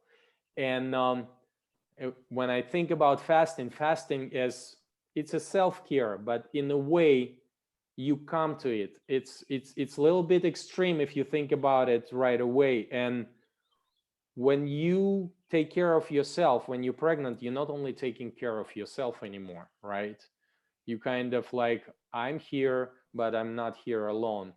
There's a life inside of me. So does this life inside of me need fasting type of self-care? I'm personally not sure about it. I wouldn't fast because I feel that you want to be strong, you want to be well nutritioned. I obviously it's a very subjective, male experience that I'm expressing here, but I wouldn't go into like, fasting when I'm pregnant, if you are pregnant, sorry, because that's how I'm thinking about it. Let's say if I fast, right, I just do what I want. Do you really want fast when you're pregnant? I'm just curious to learn more. Why would you want to fast? Why are you thinking about fasting when pregnant? Could you tell me more? Could you elaborate more about it? But there are what we call contraindications. Oh, for healthier pregnancy. Okay. Mercy says for healthier pregnancy. Well, Mercy, I think, again, and I'm talking about strictly from traditional, I think, approach to pregnancy. I think the happy pregnancy is the one where mother feels happy. And whatever would make my wife happy, I would do when she would be pregnant. I would try to please every demand because I know when we are happy, you're gonna have, I think about like, we're gonna have happy baby. I would love to have happy baby. Who doesn't want to have happy baby?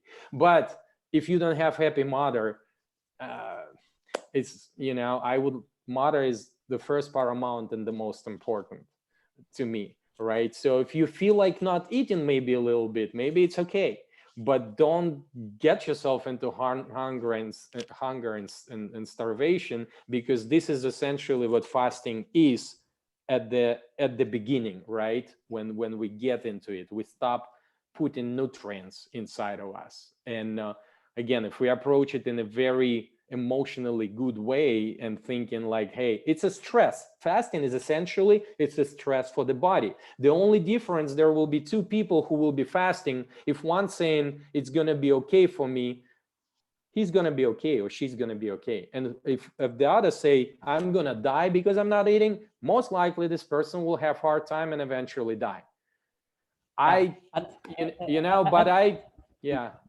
I'm just interrupting you to allow to just put a point on the fasting with pregnancy. I think it is wisdom. You do it before you get pregnant, and it has been said. I think this is in Chinese history, or read it from East literature, where when you eat healthy, you fast, then you are going to get a super person. The baby you are going to bring up is going to be very intelligent, very healthy. So it's something that you do before the pregnancy, before the fasting. I wouldn't say to my wife, hey, I'm okay with you fasting if you're pregnant. I'm just talking from my personal experience. If we would get pregnant and she's like, hey, honey, I want to fast for 7 days, I would be most likely saying, hey, I'm not sure if it's a good idea. Because, there are certain things like for babies, we don't give them honey until they get to certain age, right? Or there are certain things where things are okay for adults, but not for babies. So from that perspective, I think you're right. From the wisdoms that within me right now, I would say, no, get nutrition, get energy, sleep well, rest well. Let's do whatever you want that will make you satisfied. But I don't think I want to see you fasting for like 3, 4, 7 days. And let me just read for you what she's saying. To avoid gestational diabetes, because I am morbidly, can I read the rest? Are you able to see? Are you able to see the rest? I can't see the rest. The rest of the chart. I think she's saying she's morbidly obese. So yeah, and she's already pregnant at this time you are talking. Right. So what I'm thinking about right away is about movement, right? I know, for example, that when we were pregnant, it was important for us to walk outside, to move outside. You know, if my wife at some point would be like, hey, I don't feel like eating today, I would be okay for her probably not eating for a day. Or at some point she's like, I want a pickle, or I want something that I never like having different craving.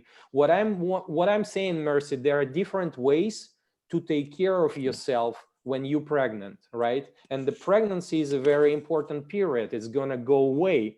I'm not sure which month you're at, but essentially we have 9 months of it, right? It will go away, and believe me, you will be able to take care of obesity when you are done with this. There will be time. I'm just saying to myself a lot of times, there is a time for everything in life, right? Sometimes I feel extremely stressed or like anxious or like think that things are not going well, but I'm like, hey, there are times for everything. Maybe right now it's not, but there will be time. I'll take care of it. I trust myself. So have this trust, give yourself this love, and there are different ways to give love, right? Take a walk outside, walk more. Believe me, if you also when you consume food, use therapeutic chewing, chew it much longer, and in the way you will still get nutrients, you will just get little less. But again, obesity, we're talking about obesity here. A lot of times it's also our self-image. Sometimes I've met people who are really attractive and beautiful, but guess what? They thought that they're extremely ugly, and there was nothing wrong with them. So keep also this in mind, that sometimes if we constantly repeat to ourselves that we are really obese, maybe we don't have so much overweight, you know? And remember also, as the body gets pregnant, our body is not stupid, right? When I fast, for example, I don't lose much or I don't gain much after I exit fast, because my complexity of my body, the way my body is, right? But some people gain more or lose more when they fast. And it's also okay. There are 4 types of bodies: ectomorph, mesomorph, and some other. So think about it also. What I'm saying, don't go too much extremes, especially at this time, right? This is the time to take care of yourself, and there are different ways. So maybe walking more, maybe chewing a little bit more, but don't deprive yourself and the baby of nutrients, because we do need them one way or another. And as we talked about prana previously, personally, from my experience, I have not met anyone yet who would live on prana for more than 50 days. But it's those people definitely were not pregnant when they go into this state. So, and if you want to talk more about it, if you want to, express more about what you feel, maybe help that you need, we're here, and let's talk more about it. Maybe we can, support you and give you some other good thoughts. Can I say something to you, Mercy? Yes. Yeah, please. just say please. I just wanted to say I've never fasted through pregnancy, at least more than 24 hours. But so Mercy, I know the impatience. I know that feeling of because you're like, it's going to be forever until I can get to this fasting place to heal, and this impatience, and you want to get there, but you're like, I've got 7 more months or 5 more months. So let me tell you a quick personal story. So I had our last baby, cute little girl, and I felt called to do this 7-day dry fast. But all the Russian doctors say you cannot dry fast with nursing. It's one of the contradictions. They say no nursing, no nursing. Indications, contraindications. What? Yeah, go ahead. Yes. And so, but I felt like with all my soul, I needed to do these 7 days. And so, ignoring the doctors, I stopped at my milk, didn't take very long, and I did my 7-day dry fast. And I was able to bring back my milk, oh goodness, like a week. So, my baby missed out on 2.5 weeks of total full milk. But so for me, it was just a bit of a sacrifice, but I was able to get there's lots of ways to get your milk back. So I just felt called to do that. And I was able to bring my milk back in and feed my baby. And it was only a tiny chunk of time. And so, because I was like, I can't wait an entire year till I'm totally done nursing. But you're not supposed to dry fast while you're nursing a baby. Anyway, so Mercy, if you felt called, you actually can stop it up for a tiny bit. I'm not recommending this, by the way. I'm crazy. I do all sorts of crazy things. Right, but you're okay, let me just chip in to give a little context. I wasn't in the place where I could talk, so I've just stepped out to do to give a quick context to my question. So I'm just about 6 weeks, and I've had 3 miscarriages in the past. And I really don't know why. So I was hoping that I would fix whatever it might be with fasting. And even before I got to find out that I was pregnant, I already started doing intermittent. I would even break at 9 p.m. and I wouldn't even feel tired at all or hungry, which is what I was thinking. Probably, I was already, pregnant, and it was its early days, and I didn't feel like anything was going wrong, but I don't have any information about this. I'm just, and I am really overweight. I'm over 100 kg. I'm not a tall person at all. And I did wonder if it was, obesity and part of the challenges that come with obesity that have caused, the past episodes of miscarriages. So hopefully if I maintain intermittent fasting, I would have things be in a better place for my health, baby's health, and hopefully I carry to full term and avoid any problems that obesity causes in pregnancies. Mercy, may I ask you a question? Outside of overweight and fasting, right? Yeah. Like right now, you said, how long you've been pregnant? I'm just 6 weeks now. 6 weeks pregnant. What is your actual setting on a daily basis? What are your daily routines? Do you work? How many times you feel that you are really under stress? And how do you take care of yourself during these times? What do you do for rest and self-care? Right now, I am looking for a job. I've just finished a master's in uni, so I'm basically at home. I'm out only, say I'm going shopping or I'm just going for a walk, which I rarely do these days. So most times I would say like 80% I'm just at home, cook, do a few cleanings, and I'm in my bedroom. Okay, are you 80% are you at home? Do you live with parents, with your husband? Who do you live with? With my husband. Okay, so you don't live with parents, right? When you say 80% at home, do you think you can actually implement more time of being in an environment which is relaxing? I mean, like walking in the nature, walking in the park, maybe taking a, going into the lake, bathing yourself in a lake, putting yourself somewhere where you feel calm, relaxed in a natural environment, because I just tend to think that it has so much to do with you going well and be happy through the pregnancy in the first place. Is this something that you can think you do? Yeah, I have about 2 parks very close to me, 10 minutes walk from both of them. Okay, very good, very good.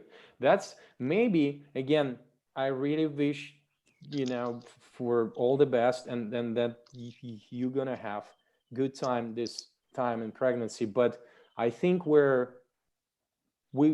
I would definitely think starting just giving yourself as much self-care as you can. If you say you need to do shopping, please, if your husband is supportive, ask him to do more strenuous chores, because a lot of times, if you lift heavy things, if you do heavy work, if you feel that you, oh my God, I need to do this, but I didn't do this yet, believe me, it affects us emotionally and as a result physically, and it might affect pregnancy, right? So the first place where we start is to kind of implement in these practices and techniques where we give ourselves as much self-care, whatever it means for you. Again, maybe you can say, maybe you will say, hey, I want to go to visit my grandfather and be with her for 2 months. You know, it could be something that I can't even think about it, but think what it is for you and do it.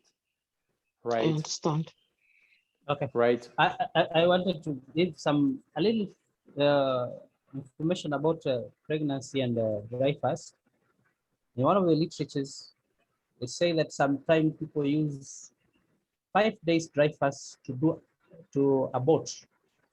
It causes a lot of stress the way you are staying in the body, and then the body sees that fetus, and it should be, I think, I'm not sure of the timing, but it's a very short time. It is when the fetus is still very little, some weeks, something like that.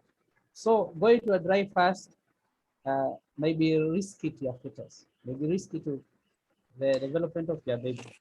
Yeah, and, I would say I totally don't know, like I'm not an expert at all, and I don't know how dry fast will affect or can affect pregnancy. And that's why I'm in the first place. But I knew friends of mine who had miscarriages because they actually were very stressed. You know, they had certain amount of stress in their life. And Mercy, again, when you say overweight, right? Like, again, you don't have to be shy. You can also, you know, I would love to see you as well, because a lot of times, sometimes we feel like, oh my God, I'm looking at myself in the mirror. You know, sometimes I gain little belly and I'm like, oh my God, I had so much fat already. But guess what? People who will pass by me in the store will not even think about it, will not even understand, will not even notice, because sometimes, Mercy, when we start consuming, like, and be in this circle of constantly self-feeding thoughts that I'm a beast, therefore I need to eat a different food, but you start eating more, and it's kind of self-feeding circle. A lot of times it's self-image as well. So don't be so much, like right now, concentrating on the fact that you might have over 50 or 100 kg, because other people tells you what's normal, what's not normal. Don't label yourself. Just think about aspect how you feel, simply. You know, I know a friend of mine, a big guy, believe me, has a big belly, such a happy guy. Every time I see him, he's joking, he's laughing. I'm like, this guy is like, I find it so even pleasing and such a pleasure and happiness to be next to him, because of the energy that I'm feeling coming out of him. Don't think he eats whatever he wants to eat. You know, I can say like, oh, well, this guy is abusing himself. He's just eating these burgers and sausages and all of that.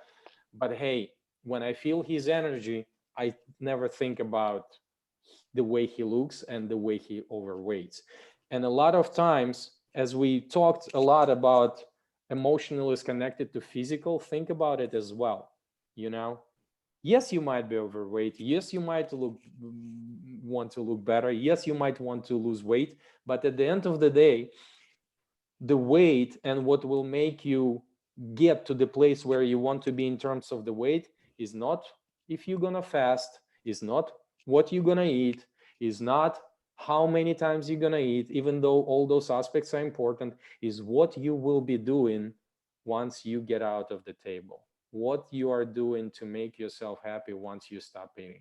Because I noticed also, I had a lot of times when my wife was pregnant, I had this every time I was stressed, I was eating, and to the point there, I'm so full already, but I want to feel myself, because I want to feel in this stress. On top of this stress, I want to put something on top, but it works only temporarily.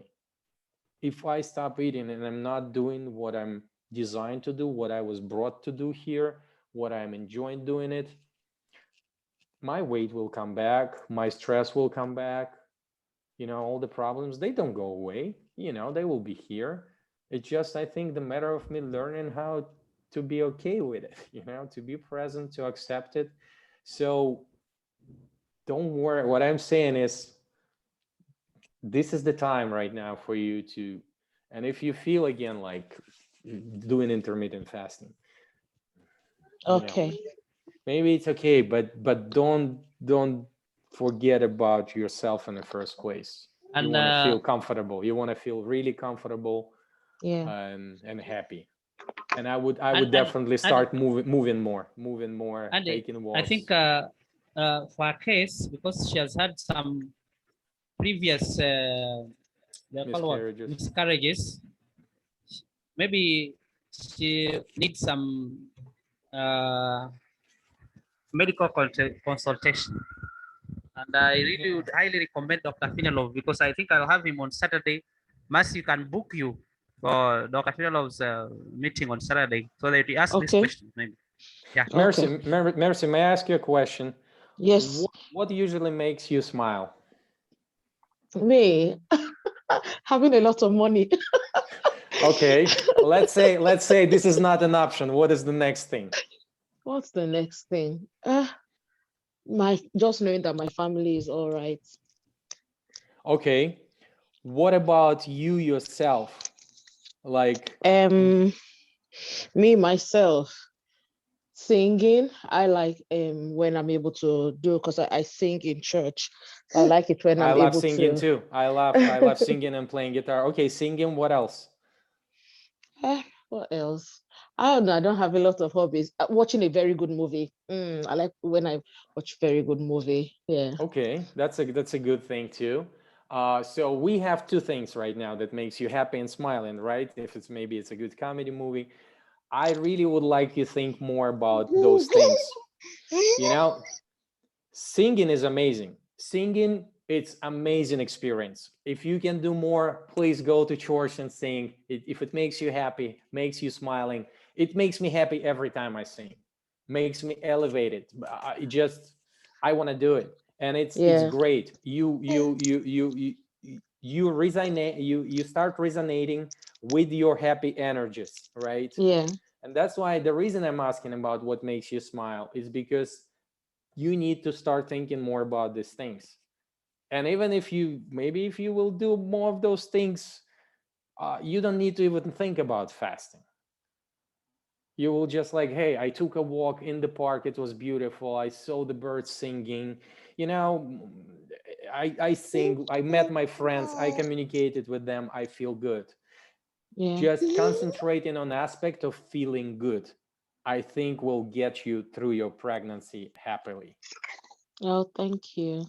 So, and think about more. Maybe you can share next time we meet more things that makes you smile and happy. Because those are important things. Money, believe me, money is money. They can make us buy more things, maybe, and be in a little bit bigger house or something, a better car. But at the end of the day, when time comes, this is not what we will remember about life, what made us happy. What you will remember, I'm pretty sure, is the time that you were singing that made you happy. Time that you were. When I want money to be able to help my family, help the people that I love, it makes me happy that I was able to take somebody out of a terrible situation that money can solve, things like that. I know you think about all of this, but right now it's time for you to think about yourself first. Sure. You first, number one. It's like when I go to fasting also, I start thinking like, it's me number one right now. It's time for me to take care of myself. But Okay. again, there are different ways. And right now, think about singing, church, walking. Don't think about money and helping your family. Don't think about helping others. You are the most important person in your life right now. Okay. Okay. I understand. Thank you. Sure, you're welcome. Yeah. Thank you to everyone who has helped in contributing one knowledge or the other. All right, Yes, you're guys, I welcome. think I have to go. It was good chatting with Yeah. you. Yeah. So I think we have to wrap it up. If there's any, do you have anybody with what we call A or B, maybe a pressing issue, pressing.